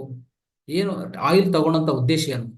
ವಿಟಮಿನ್ ಕೆ, ವಿಟಮಿನ್ ಇ ಮತ್ತೆ ಆಂಟಿ ಆಕ್ಸಿಡೆಂಟ್ಸ್ ಇದೆಲ್ಲ ಚೆನ್ನಾಗಿ ಬರ್ಬೇಕು ದೇಹಕ್ಕೆ. ಇನ್ನೊಂದು ನರಗಳ ದೌರ್ಬಲ್ಯ ಆಗೋದೇ ಈ ಆಯಿಲ್ ಯಾವುದು ಈ ಕೆಮಿಕಲ್ ಆಯಿಲ್ ತಗೊಂಡ್ರೆ ನರಗಳ ದೌರ್ಬಲ್ಯ ಬರುತ್ತೆ. ಇನ್ನೊಂದು ನರ್ವಸ್ ವೀಕ್ನೆಸ್ ಬರೋದು ಇದರಿಂದನೇ. ಇನ್ನೊಂದು ಹೇಳ್ಬೇಕಂದ್ರೆ ಮಕ್ಕಳಿಗೆ ಈ ಆಯಿಲ್ ನೈಸರ್ಗಿಕ ಆಯಿಲ್ ಕೊಡಬೇಕು. ಈ ನೈಸರ್ಗಿಕ ಆಯಿಲ್ ಕೊಟ್ರೆ ಏನಾಗ್ತದೆ ಗೊತ್ತಾ, ಅವ್ರದ್ದು ಮೆದುಳು ಚೆನ್ನಾಗಿ ಡೆವಲಪ್ ಆಗುತ್ತೆ.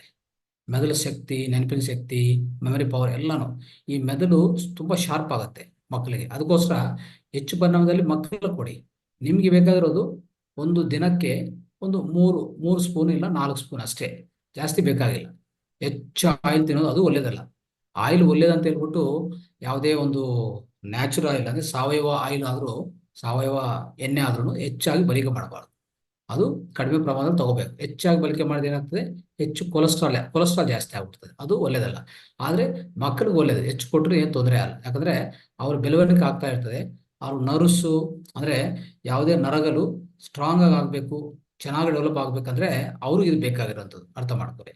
ಸೊ ಯಾವುದೇ ಇರಲಿ, ಬಟ್ ನೀವು ನೈಸರ್ಗಿಕವಾಗಿ ತಯಾರು ಮಾಡಿರುವಂಥ ಆಯಿಲು, ಯಾವುದೇ ನಮ್ಮ ರೈತರಿಂದ ತಗೊಳೋದು, ಇಲ್ಲಾಂದ್ರೆ ಈಗಾಗಲೇ ಸಿಟಿಯಲ್ಲಿ ಸ್ವಲ್ಪ ಆ ಕಡೆ ಅಲ್ಲೆಲ್ಲಿ ಇಟ್ಟಿದ್ದಾರೆ, ಈ ಗಾನಾ ಮೆಷಿನ್ಸ್ ಇಟ್ಟಿದ್ದಾರೆ, ಅದರಿಂದ ತೆಗೆದಿರುವಂಥ ಆಯಿಲ್ಸ್ನು ಬಳಕೆ ಮಾಡಿ ತೊಂದರೆ ಇಲ್ಲ. ಯಾವುದೇ ಕುಸುಬೆ ಎಣ್ಣೆ ಇರಲಿ, ಸಾಸಿವೆ ಎಣ್ಣೆ ಇರಲಿ, ಎಳ್ಳಿನ ಎಣ್ಣೆ ಇರಲಿ, ತೆಂಗಿನ ಎಣ್ಣೆ ಇರಲಿ, ಕಡಲೆಕಾಯಿ ಎಣ್ಣೆ ಇರಲಿ, ಯಾವುದೇ ಇರಲಿ ತೊಂದರೆ ಇಲ್ಲ. ಇದೆಲ್ಲಾನು ಬಳಕೆ ಮಾಡಿಕೊಂಡು ನಿಮ್ಮ ಆರೋಗ್ಯ ಕಾಪಾಡ್ಕೊಳ್ಳಿ. ಖಂಡಿತವಾಗಿ ನಿಮಗೆ ಒಳ್ಳೇದಾಗತ್ತೆ. ಓಕೆ, ಇದು ಅಡುಗೆ ಎಣ್ಣೆ ಬಗ್ಗೆ ನಾವು ತಿಳ್ಕೊಬೇಕಾದಂತ ಅಂಶ ಸ್ನೇಹಿತರೆ. ಸೊ ಇದರಿಂದ ನಮಗೆ ಆರೋಗ್ಯ ಚೆನ್ನಾಗಿ ಸಿಗತ್ತೆ. ಆಮೇಲೆ ಸ್ನೇಹಿತರೆ, ಈ ಸಿಹಿಕಾಗಿ ಏನ್ ಮಾಡ್ಬೇಕು? ಸಿಹಿಕಾಗಿ ಅಂದ್ರೆ ಸ್ವೀಟ್ ಅನ್ನೋದಕ್ಕೋಸ್ಕರ ನಾವೇನ್ ಮಾಡ್ಬೇಕು? ಖಂಡಿತವಾಗಿ ಈ ಶುಗರ್ ಕೇನಿಂದ ಬಂದಿರುವಂತ ಈ ಮೊದಲನೇದಾಗಿ ಶುಗರ್ ಅನ್ನೋದು ತೆಗಿಸ್ಬೇಕು.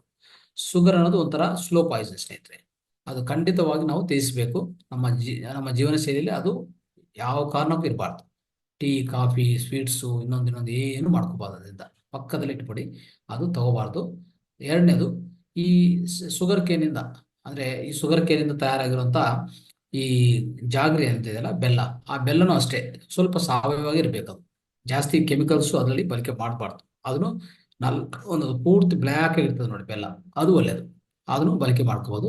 ಇಲ್ಲಾಂದ್ರೆ ಈ ತಾಲಿಬೆಲ್ಲ ಅಂದ್ರೆ ಈ ಪಾಮ್ ಜಾಗ್ರಿ, ಇಲ್ಲಾಂದ್ರೆ ಡೇಟ್ ಜಾಗ್ರಿ, ಖರ್ಜೂರ ಜಾಗ್ರಿ, ಅದನ್ನು ಒಳ್ಳೇದು. ಸೊ ಇಂಥದ್ದು ನಾವು ಯಾವುದೇ ಸ್ವೀಟ್ಸ್ ಮಾಡ್ಕೊಂಡು ತಿಂದ್ರೆ ಈ ಸಿಹಿಗಾಗಿ ಅಂತ ಪದಾರ್ಥಗಳು ನಾವು ಭಕ್ಷ್ಯಗಳು ಅದು ಮಾಡ್ಕೊಂತೀವಲ್ಲ, ಅದು ಮಾಡ್ಕೊಂಡ್ರೆ ಸೊ ತುಂಬಾ ಚೆನ್ನಾಗಿರ್ತದೆ, ಅದು ಆರೋಗ್ಯವಂತಾಗಿರ್ತದೆ. ಅದೇ ಇನ್ನೊಂದು ನೆಕ್ಸ್ಟ್ ಅಂಶ ಏನಂದ್ರೆ ಉಪ್ಪಿನಕಾಯಿ ಸ್ನೇಹಿತರೆ. ಮೊದಲನೇ ಉಪ್ಪು ಅಂಶ ನೋಡೋಣ. ಈ ಉಪ್ಪು ಅಂಶ ಏನಂದ್ರೆ ಸ್ನೇಹಿತರೆ, ಈ ಟೇಬಲ್ ಸಾಲ್ಟು ಪೂರ್ತಿ ಪೌಡರ್ ತರ ಇರ್ತದೆ ನೋಡಿ. ಟೇಬಲ್ ಸಾಲ್ಟು, ಅಯೋಡಿನ್ ಸಾಲ್ಟು, ಅದು ಟಾಟಾ ಸಾಲ್ಟು ಇಲ್ಲಿ ಬರ್ತಾ ಇರ್ತದೆ. ಟಾಟಾ ಒಳ್ಳೆ ಒಳ್ಳೆ ಕಂಪನೀಸ್ ಅವರು ಬ್ರ್ಯಾಂಡ್ ಮಾಡ್ಕೊಂಡಿದ್ದಾರೆ. ಅದನ್ನು ಯೂಸ್ ಮಾಡಕ್ ಹೋಗ್ಬಿಡಿ. ಅದರಲ್ಲಿ ಇರೋದು ಅಯೋಡಿನ್. ಈಗಾಗಲೇ ಅಯೋಡಿನ್ ಅನ್ನೇ ಆಡ್ ಮಾಡಿರ್ತಾರೆ. ಅಯೋಡಿನ್ ಅನ್ನೋದು ಮಿಶ್ರ ಮಾಡಿರ್ತಾರೆ. ಅದು ಕೆಮಿಕಲ್. ಅದು ಟ್ರೀಟ್ಮೆಂಟ್ಗೋಸ್ಕರ. ಇನ್ನು ಹೆಚ್ಚು ಕಾಲ ಅದು ಸೆಲ್ಫ್ ಲೈಫ್ ಇರಬೇಕು, ಅದು ಏನು ನಾಶನ ಆಗಬಾರ್ದು ಅಂತ ಏನ್ ಮಾಡ್ತಾರೆ ಗೊತ್ತಾ, ಅದು ಒಳಗಡೆ ಹೆಚ್ಚು ಕೆಮಿಕಲ್ಸ್ ಆ್ಯಡ್ ಮಾಡ್ತಾರೆ. ಕೆಮಿಕಲ್ಸ್ ಆ್ಯಡ್ ಮಾಡಿ ಅದು ಟ್ರೀಟ್ಮೆಂಟ್ ಮಾಡ್ತಾರೆ.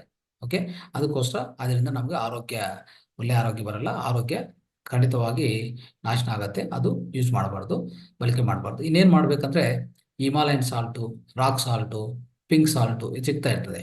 ಸೊ ಅದು ಒಳ್ಳೆಯದು. ಸೊ ಇಂಥದ್ದೆಲ್ಲ ನಾವು ಯೂಸ್ ಮಾಡ್ಕೊಂಡ್ರೆ ಅದು ಸಮುದ್ರ ಉಪ್ಪು ಅಂತ ಹೇಳ್ತೀವಿ ನಾವು. ಸಮುದ್ರ ಉಪ್ಪು ಯಾವುದೇ ಇರಲಿ, ಡೈರೆಕ್ಟ್ ಆಗಿ ತಯಾರಾಗಿರುವಂಥ ಸಮುದ್ರ ಉಪ್ಪು ನಾವು ಬಳಕೆ ಮಾಡ್ಕೋಬಹುದು. ಅದು ಒಳ್ಳೆಯದು ಸ್ನೇಹಿತರೆ. ನೆಕ್ಸ್ಟ್ ಅಂಶ ಉಪ್ಪಿನಕಾಯಿ ಮತ್ತೆ ಚಟ್ನಿಗಳು. ನೋಡಿ, ಉಪ್ಪಿನಕಾಯಿ ಚಟ್ನಿಗಳು ನಾವು ಅನ್ಕೊಂತೀವಿ ಆರೋಗ್ಯಕ್ಕೂ ಒಳ್ಳೇದಲ್ಲ ಅಂತ ಅನ್ಕೊತಾ ಇರ್ತೀವಿ ಅಲ್ವಾ. ಆದ್ರೆ ಆರೋಗ್ಯಕ್ಕೆ ಒಳ್ಳೇದೇ. ಯಾವಾಗಂದ್ರೆ ಅದು ಸರಿಯಾದ ಪರಿಣಾಮ ತಗೋಬೇಕು. ಹೆಚ್ಚು ಪರಿಣಾಮಗಳು ತಗೋಬಾರ್ದು. ಅದು ಮೊದಲನೇದು. ಎರಡನೇದು, ಈ ಉಪ್ಪಿನಕಾಯಿ ಅನ್ನೋದು ಏನಾಗ್ತದೆ ಸ್ನೇಹಿತರೆ, ಇದು ಒಂಥರ ಪರ್ಮೆಂಟ್ ಆಗತ್ತಲ್ಲ. ಪರ್ಮೆಂಟ್ ಆಗಿ ಅದ್ರ ಒಳಗಡೆ ಏನಾಗ್ತದೆ, ಒಳ್ಳೆ ಬ್ಯಾಕ್ಟೀರಿಯಾ ಡೆವಲಪ್ ಆಗತ್ತೆ. ಅದು ಇನ್ನೊಂದು, ಈ ಪರ್ಮೆಂಟ್ ಆಗಿರುವಂತ ಈ ಉಪ್ಪಿನಕಾಯ ನಾವು ಯಾವುದೇ ಮಾಡೋಕ್ ಪ್ರಯತ್ನ ಮಾಡಿದ್ರೆ, ತಯಾರು ಮಾಡೋ ವಿಧಾನದಲ್ಲಿ ಹೆಂಗಿರ್ಬೇಕಂದ್ರೆ, ಈ ಎಣ್ಣೆಗಳು ಖಂಡಿತವಾಗಿ ಸಾವಯವನಲ್ಲಿ ಇರಬೇಕು. ಸಾವಯವ ಎಣ್ಣೆಗಳು ಮತ್ತೆ ಸಾವಯವ ಸಪೋಸ್ ಇದು ಏನು ಯಾವ್ದು ಮ್ಯಾಂಗೋ ಇಂದ ಮಾವಿನ ಉಪ್ಪಿನಕಾಯಿ ಮಾಡಿದಂತ ಇಟ್ಕೊಳ್ಳಿ. ಮಾವಿನಕಾಯನ್ನು ಖಂಡಿತವಾಗಿ ಸಾವಯವ ಕೃಷಿಯಲ್ಲೇ ಮಾಡಿರ್ಬೇಕು. ಮತ್ತೆ ಈ ಚಿಲ್ಲಿ ಪೌಡರ್ ಅದನ್ನು ಅಷ್ಟೇ, ಅದು ಸಾವಯವಾಗಿ ಮಾಡಿರ್ಬೇಕು. ಅಂತ ಸಾವಯವ ಮಾಡಿರುವಂತ ಪದಾರ್ಥಗಳಿರ್ಬೇಕು, ಎಣ್ಣೆಗಳಿರ್ಬೇಕು. ಅದ್ರ ಜೊತೆಗೆ ಈ ಮಾಡುವಂತ ವಿಧಾನ ಕರೆಕ್ಟಾಗಿ ಇಟ್ಕೋಬೇಕು. ಆಮೇಲೆ ಇದು ಈ ತರ ನಾವು ತಯಾರು ಮಾಡ್ಕೊಂಡ್ರೆ, ಇದು ಸ್ವಲ್ಪ ದಿವಸ ಇಟ್ಟು ಆಮೇಲೆ ನಾವು ಬಳಕೆ ಮಾಡ್ತೀವಲ್ಲ, ಅದು ತುಂಬಾ ಒಳ್ಳೆಯದು ಆರೋಗ್ಯಕ್ಕೆ. ಆದ್ರೆ ಇನ್ನೊಂದು, ಅದರಲ್ಲಿ ಏನಿರ್ತದೆ ಅಂದ್ರೆ, ಈ ಆಂಟಿ ಕಾರ್ಸಿನೋಜೆನಿಕ್ ಅಂತ, ಅಂದ್ರೆ ಈ ಕ್ಯಾನ್ಸರ್ನ ತಡೆಗಟ್ಟುವಂತ ಆ ಶಕ್ತಿ, ಆ ಪೋಷಕಾಂಶ ಅದರೊಳಗೆ ಇದೆ. ಯಾವ್ದ್ರೊಳಗಡೆ? ಉಪ್ಪಿನಕಾಯಿದಾವೆ. ಆದ್ರೆ ಹೆಚ್ಚು ಬಳಕೆ ಮಾಡಬಾರ್ದು. ಓಕೆ, ಅದು ಎಷ್ಟು ಬೇಕೋ ಅಷ್ಟೇ ನೀವು ಬಳಕೆ ಮಾಡಕ್ಕೆ ಪ್ರಯತ್ನ ಮಾಡಿ. ಸೊ ಅದು ನಿಮ್ಮ ಆರೋಗ್ಯಕ್ಕೆ ಒಳ್ಳೇದಾಗುತ್ತೆ ಸ್ನೇಹಿತರೆ. ಇದು ನಾವು ಈ ತರ ನೋಡ್ತಾ ಹೋದ್ರೆ ಇಷ್ಟು ಅಂಶಗಳು ಸ್ನೇಹಿತರೆ. ನಾವು ಏನು ತಿನ್ನಬಹುದು, ಅಂದ್ರೆ ಯಾವ ತರ ಆಹಾರಗಳು ನಾವು ಸೇವನೆ ಮಾಡಬಹುದು ಅಂತ ನಾವು ನೋಡಿದ್ವಿ. ಇನ್ನೊಂದೇನಂದ್ರೆ, ಈ ಹಾಲು ಕುಡಿಯೋದಂತ ಒಂದು ಅಂಶ ಇದೆಯಲ್ಲ, ಅದನ್ನು ನಾವು ತಿಳ್ಕೊಬೇಕಾಗತ್ತೆ ಸ್ನೇಹಿತರೆ. ಈ ಹಾಲು ಕುಡಿಯೋದನ್ನೋದು ಪ್ರಧಾನವಾಗಿ ಈಗಾಗಲೇ ನಾನು ಎಷ್ಟೋ ಕ್ಲಾಸಲ್ಲಿ ಹೇಳ್ತಾ ಬಂದೇನೆ. ಯಾವುದೇ ಇರ್ಲಿ, A2 ಹಾಲು, A1 ಹಾಲು 2 ತರ ಇದೆ. A1 ಹಾಲು ಅಂದ್ರೆ ಏನಾಗ್ತದೆ, ನಮ್ಮ ಜೆರ್ಸಿ ಕಾವು, ಹೋಲಿಸ್ಟಿನ್ ಕಾವು, ಇಂಗ್ಲಿಷ್ ಕಾವ್ಸ್ ಇದೆಯಲ್ಲ, ಇಂಗ್ಲಿಷ್ ಹಸುಗಳಿದೆಯಲ್ಲ, ಅಲ್ಲಿಂದ ಬರ್ತಾ ಇರುವಂತ ಹಾಲು A1 ಹಾಲು. ಈಗಾಗಲೇ ನಂದಿನಿ ಆಗ್ಬೋದು, ಹೆರಿಟೇಜ್ ಆಗ್ಬೋದು, ಇನ್ನು ಬೇರೆ ಬೇರೆ ಬ್ರ್ಯಾಂಡ್ಸ್ ಇದೆ. ಇವರೆಲ್ಲ ಸೇಲ್ ಮಾಡ್ತಾ ಇರೋದು, ಮಾರಾಟ ಮಾಡ್ತಾ ಇರೋದೆಲ್ಲ, ನಾವು ಖರೀದಿ ಮಾಡ್ತಾ ಇರೋದೆಲ್ಲ ಅದು A1 ಹಾಲು. A2 ಹಾಲು ಅಂದ್ರೆ ದೇಶಿ, ಈ ಗೋಶಾಲದಿಂದ ಬರ್ತದೆ. ದೇಶಿ ಗೋಶಾಲೆ ಇದೆಲ್ಲ, ಗೋಶಾಲೆಯಿಂದ ಬಂದಿರುವಂಥದ್ದು, ಅದು ನಮ್ಮ ದೇಶಿ ತಳಿ ಹಸುಗಳಿಂದ ಬರುವಂಥದ್ದು A2 ಹಾಲು. ಯಾವುದೇ ಇರಲಿ, ಯಾವುದೇ ಹಾಲು ಇರಲಿ, ಹಾಲನ್ನು ನಾವು ಕುಡಿಯಬಾರ್ದು ಮೊದಲನೇದಾಗಿ. ಯಾವುದೇ ಹಾಲು ಇರಲಿ, ಯಾಕಂದ್ರೆ ನಾವು 3 ವಯಸ್ಸುವರೆಗೂ, 3 ಅಂದ್ರೆ 3 ರಿಂದ 4 ವಯಸ್ಸಿದೆಯಲ್ಲ, 4 ವರ್ಷಗಳ ವಯಸ್ಸುವರೆಗೂ ನಮ್ಮ ದೇಹ ಒಳಗಡೆ ಯಾವುದೇ ಈ ಹಾಲನ್ನು ಜೀರ್ಣ ಮಾಡ್ಕೊಳ್ಳುವಂತ ಎಂಜೈಮ್ಗಳು ಸಿಗತ್ತೆ. ಅದಾದ್ಮೇಲೆ ನಿಂತು ಹೋಗ್ತದೆ. ಯಾಕಂದ್ರೆ ನಮ್ಮ ತಾಯಿ ಹಾಲುನು ಅಷ್ಟೇ 3 ವರ್ಷವರೆಗೂ 4 ವರ್ಷವರೆಗೆ ನಾವು ಜೀರ್ಣ ಮಾಡ್ಕೊಳ್ಳೋಕೆ ಶಕ್ತಿ ಇರೋದು. ಅದಾದ್ಮೇಲೆ ಯಾವ ಎಂಜೈಮ್ ಬರಲ್ಲ ಜೀರ್ಣ ಮಾಡಕ್ಕೆ. ಅದಕ್ಕೋಸ್ಕರ ನೀವು ಯಾವಾಗ ಹಾಲು ಕುಡಿತೀರ ಏನಾಗ್ತದೆ ಗೊತ್ತಾ, ಮೊದಲನೇದು ಒಂದೇ ಆಗ್ತದೆ, ಅದು ಸರಿಯಾಗಿ ಜೀರ್ಣ ಆಗಲ್ಲ. ಎರಡನೇದು ಹಾರ್ಮೋನ್ ಇಂಬ್ಯಾಲೆನ್ಸು ಬೇಗವಂತವಾಗಿ ಬರುತ್ತೆ. ನೋಡಿ, ಈಗ ಚಿಕ್ಕ ಮಕ್ಕಳು ನೋಡ್ಕೊಳ್ಳಿ. ಚಿಕ್ಕ ಮಕ್ಕಳು ಮತ್ತೆ ದೊಡ್ಡವರು ಮಹಿಳೆಯರಾಗಿರ್ಬೋದು, ಯಾರೇ ಇರಲಿ, ಅವ್ರು ಎಷ್ಟು ಈ ಹಾರ್ಮೋನಲ್ ಇಂಬ್ಯಾಲೆನ್ಸ್ ಅಸಮತೋಲನ ಆಗಿದೆ ಅಂದ್ರೆ, ಚಿಕ್ಕ ಮಕ್ಕಳು ಒಂದು 13 ರಿಂದ 15 ವಯಸ್ಸಲ್ಲಿ ಅವ್ರು ಏನಾಗಬೇಕು, ಮೆಚೂರ್ ಆಗ್ಬೇಕು. ಈಗೇನಾಗ್ತಾ ಇದೆ, 8 ರಿಂದ 10 ವಯಸ್ಸು. ಅದು ಎಷ್ಟೋ ವಿಚಾರಕರ ವಿಷಯ ಅಂತ ಹೇಳ್ಬೋದು ಸ್ನೇಹಿತರೆ. ಮೊದಲನೇದಾಗಿ ನೀವು ಟೀ, ಕಾಫಿ ಮತ್ತೆ ಹಾಲು ಕೊಡೋದು ನಿಲ್ಲಿಸ್ಬಿಡಿ. ಯಾರಿಗೆ? ಮಕ್ಕಳಿಗೆ. ಇನ್ನೊಂದು ಅದೇ ಅಲ್ಲ, ಮಕ್ಕಳು ನೋಡಿ ಯಾವಾಗ್ಲೂ ಕೋಲ್ಡ್ ಅಂದ್ರೆ ಶೀತ, ಕೆಮ್ಮು, ಇದೆಲ್ಲ ಜ್ವರ ಬರ್ತಾನೆ ಇರ್ತದೆ. ವೈರಲ್ ಫೀವರ್ಸ್ ಬರ್ತಾನೆ ಇರ್ತದೆ. ಯಾಕೆ ಬರ್ತದೆ ಇದೆಲ್ಲ? ಅವರು ರೋಗ ನಿರೋಧಕ ಶಕ್ತಿ ಕಮ್ಮಿ ಆಗಿರ್ತದೆ. ಇನ್ನೊಂದು A1, ಈ A1 ಮಿಲ್ಕ್, ಅದೇ ನಾವು ರೆಗ್ಯುಲರ್ ಸಾಮಾನ್ಯವಾಗಿ ಔಟ್ಸೈಡ್ ಸಿಗುವಂತ ಮಿಲ್ಕ್ ಹೇಳ್ತಾ ಇದ್ದೆ ನಾನು, ಹಾಲು. ಆ ಹಾಲು ಕುಡಿಯುವಾಗ ಅದ್ರ ಒಳಗಡೆ ಒಂಥರ ಇನ್ಫ್ಲಮೇಟರಿ ಪ್ರೋಟೀನ್ ಇದೆ, ಇನ್ಫ್ಲಮೇಟರಿ ಪ್ರೋಟೀನ್ ಅದ್ರೊಳಗಡೆ ಇದೆ ಈಗಾಗಲೇ. ಆ ಹಾಲು ಕುಡಿದ್ರೆ ಏನಾಗ್ತದೆ, ಒಳಗಡೆ ನಮ್ಗೆ ಎಷ್ಟೋ ಈ ಸಂಕ್ರಮಣ ವ್ಯಾಧಿಗಳು, ಈ ವೈರಸ್ ಇಂದ ಈ ವ್ಯಾಧಿ ಎಲ್ಲ ಬರ್ತಾ ಇರ್ತದೆ ದೇಹಕ್ಕೆ. ಯಾಕಂದ್ರೆ ರೋಗ ಶಕ್ತಿ ಕಡಿಮೆ ಆಗಿರ್ತದೆ ಈಗಾಗಲೇ, ಅದೊಂದು ಕಾರಣ. ಎರಡನೇದು ಸ್ನೇಹಿತರೆ, ಈಗಾಗಲೇ ಹೇಳಿದ್ನಲ್ಲ, ಹಾರ್ಮೋನ್ ಇಂಬ್ಯಾಲೆನ್ಸ್ ಹೆಚ್ಚಾಗುವಾಗ ವೇಗವಂತವಾಗಿ ಮೆಚೂರ್ ಆಗೋದು ಚಿಕ್ಕ ಮಕ್ಕಳು, ಹೆಣ್ಮಕ್ಳು. ಆಮೇಲೆ ದೊಡ್ಡವರು, ಮಹಿಳೆಯರಿಗೆ ಏನಾಗುತ್ತೆ, ಋತುಸ್ರಾವ ಸರಿಯಾಗಿ ಆಗಲ್ಲ, ಕಡಿಮೆ ಆಗೋದು, ಹೆಚ್ಚಾಗೋದು, ತುಂಬಾ ಜಾಸ್ತಿ ಟೈಮ್ ಆಗೋದು, ಇದೆಲ್ಲ ನಿಂತು ಹೋಗೋದು, ಇದೆಲ್ಲ ಸಮಸ್ಯೆಗಳು. ಮೆನೋಪಾಸ್ ಬೇಗ ಬರೋದು, ನೋಡಿ ಎಷ್ಟು ಸಮಸ್ಯೆಗಳು. ಇದೆಲ್ಲ ಬರೋದು ಹಾರ್ಮೋನಲ್ ಇಂಬ್ಯಾಲೆನ್ಸ್. ಮೊದಲನೇದಾಗಿ ನೀವು ಹಾಲು ಕುಡಿಯೋದು ಸ್ಟಾಪ್ ಮಾಡಿದ್ರೆ ನಿಮ್ಮ ಹಾರ್ಮೋನಲ್ ಇಂಬ್ಯಾಲೆನ್ಸ್ ಪೂರ್ತಿ ಸ್ಟಾಪ್ ಆಗುತ್ತೆ. ಅದು ಎಷ್ಟು ಉತ್ತಮ ನೀವು ಅರ್ಥ ಮಾಡ್ಕೊಳ್ಳಿ. ಆವಾಗ ಹಾರ್ಮೋನ್ ಇಂಬ್ಯಾಲೆನ್ಸ್ ಏನು ಇಲ್ಲ ಅಂದ್ರೆ ಖಂಡಿತವಾಗಿ ನಿಮಗೆ ಒಳ್ಳೇದಾಗುತ್ತೆ. ಈವನ್ ಪುರುಷರು ನೋಡ್ಕೊಳ್ಳಿ, ಪುರುಷರಿಗೆ ಏನಾಗ್ತದೆ, ಈ ಹಾರ್ಮೋನ್ ಇಂಬ್ಯಾಲೆನ್ಸ್ ಹೆಚ್ಚಾಗಿ ಸ್ಪರ್ಮ್ ಕೌಂಟು, ಶುಕ್ರ ಕಣ ಸರಿಯಾಗಿ ಬರಲ್ಲ, ಅದೊಂದೇ ಅಲ್ಲ.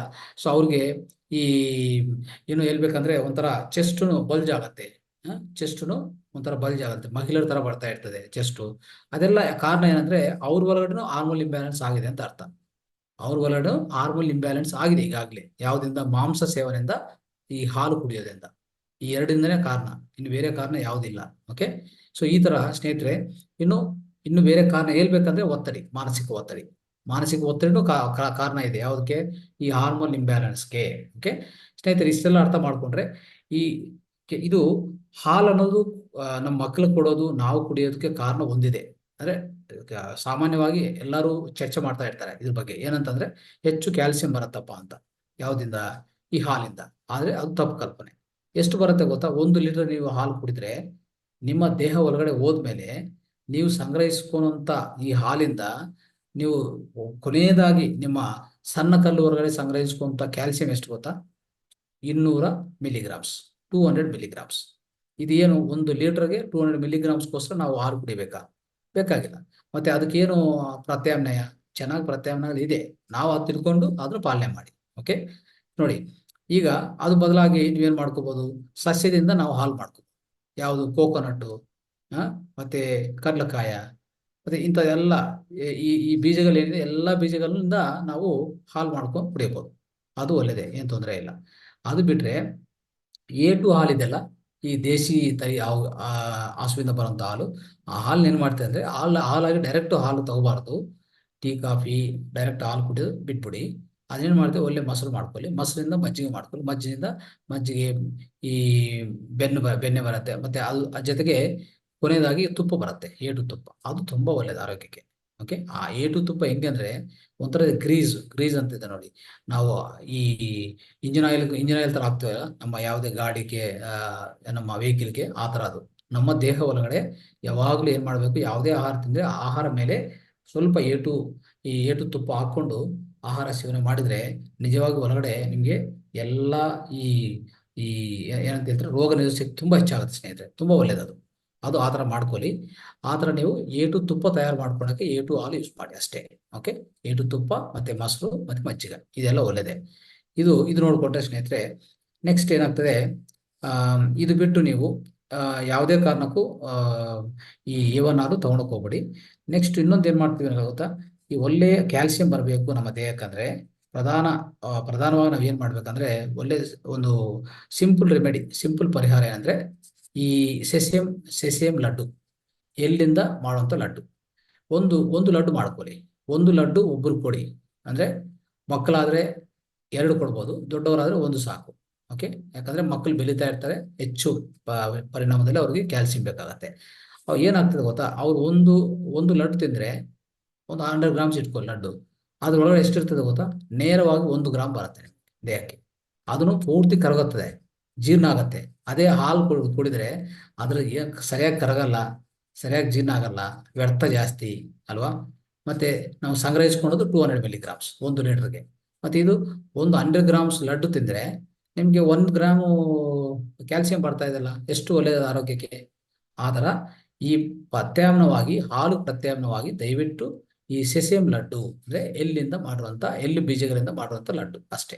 ಆ ಲಡ್ಡು ಮಾಡೋ ವಿಧಾನ ನಿಮ್ಗೆ ಗೊತ್ತು ಈಗಾಗಲೇ. ಆದ್ರೆ ಸಕ್ಕರೆ ಯೂಸ್ ಮಾಡಬಾರ್ದು, ಯಾವುದೇ ತಾಟಿ ಬೆಲ್ಲ, ಖರ್ಜೂರ ಬೆಲ್ಲ ಇದು ಯೂಸ್ ಮಾಡ್ಕೊಳ್ಳಿ. ಜೊತೆಗೆ ಏಟು ತುಪ್ಪ ಅದು ಇದು ನಿಮ್ಗೆ ಬೇಕಾದ್ರೆ ಮಿಶ್ರಣ ಮಾಡ್ಕೊಂಡು ತಯಾರು ಮಾಡ್ಕೊಳ್ಳಿ. ಇಷ್ಟು ಈ ತರ ನಾವು ಸ್ನೇಹಿತರೆ ಇದೆಲ್ಲ ತಿಳ್ಕೊಬೇಕು. ಈಗ 2ನೇ ಅಂಶಕ್ಕೆ ಹೋಗೋಣ ಸ್ನೇಹಿತರೆ. ಇವತ್ತಿನ ಕಾರ್ಯಕ್ರಮದಲ್ಲಿ 2ನೇ ಅಂಶ ಏನಂತಂದ್ರೆ, ನಾವು ಏನು ತಿನ್ನಬಾರ್ದು, ಏನು ತಿನ್ಬೋದು, ಏನು ಕುಡಿಯಬೇಕು, ಏನು ಕುಡಿಯಬಾರ್ದು, ಆಮೇಲೆ ಎಂತ ಪರಿಕರಗಳು ಈ ಕಿಚನ್ ಅಲ್ಲಿ ಅಡಿಗೆ ಮನೆಯಲ್ಲಿ ಬಿಟ್ಕೋಬೇಕು, ಬಿಡಬೇಕಾಗತ್ತೆ ಅಂತದ್ದು ಸ್ವಲ್ಪ ಶಾರ್ಟ್ ಕೂಲಂಕುಷವಾಗಿ ಅಂದ್ರೆ ಒಂಥರ ಸಂಕ್ಷಿಪ್ತವಾಗಿ ಫಾಸ್ಟ್ ಆಗಿ ನಾವು ತಿಳ್ಕೊಳಕ್ಕೆ ಪ್ರಯತ್ನ ಮಾಡೋಣ, ವೇಗವಂತವಾಗಿ. ಮೊದಲನೇದು ನಾನು ಮೊದಲನೇದು ಹೇಳ್ತಾ ಅಂಶ ಅಂದ್ರೆ ಯಾವ ತಿನ್ನಬಾರ್ದು, ಏನೇನು ತಿನ್ನಬಾರ್ದು ಈಗಾಗಲೇ ತಿಳ್ಕೊಂಡಿದ್ದೆ. ಬಟ್ ಇನ್ನೊಂದ್ಸರಿ ನಾನು ನೆನಪು ಮಾಡ್ತೀನಿ, ನೋಡ್ಕೊಳ್ಳಿ. ಈ ಭತ್ತ ಅದು ಅದರಿಂದ ಬಂದಿರುವಂತ ಹಿಟ್ಟು ಅಂದ್ರೆ ರೈಸ್ ಫ್ಲೋರು, ವೀಟ್ ಫ್ಲೋರು ಅಲ್ವಾ, ಶುಗರ್ ಯಾವುದೇ ಸಕ್ಕರೆ ತಿನ್ನಬಾರ್ದು. ಮತ್ತೆ ಈ ಕೇನ್ ಜಾಗರಿ ಅಂದ್ರೆ ನಮ್ಮ ಈ ಶುಗರ್ ಜೊತೆಗೆ ಜಾಗರಿ ಅಂದ್ರೆ ಬೆಲ್ಲ ತಯಾರು ಮಾಡ್ತೀವಲ್ಲ, ಅದರಲ್ಲಿ ಜಾಸ್ತಿ ಈ ಕೆಮಿಕಲ್ಸ್ ಬಳಕೆ ಮಾಡಿದ್ರೆ ಅದು ತಿನ್ನಬಾರ್ದು.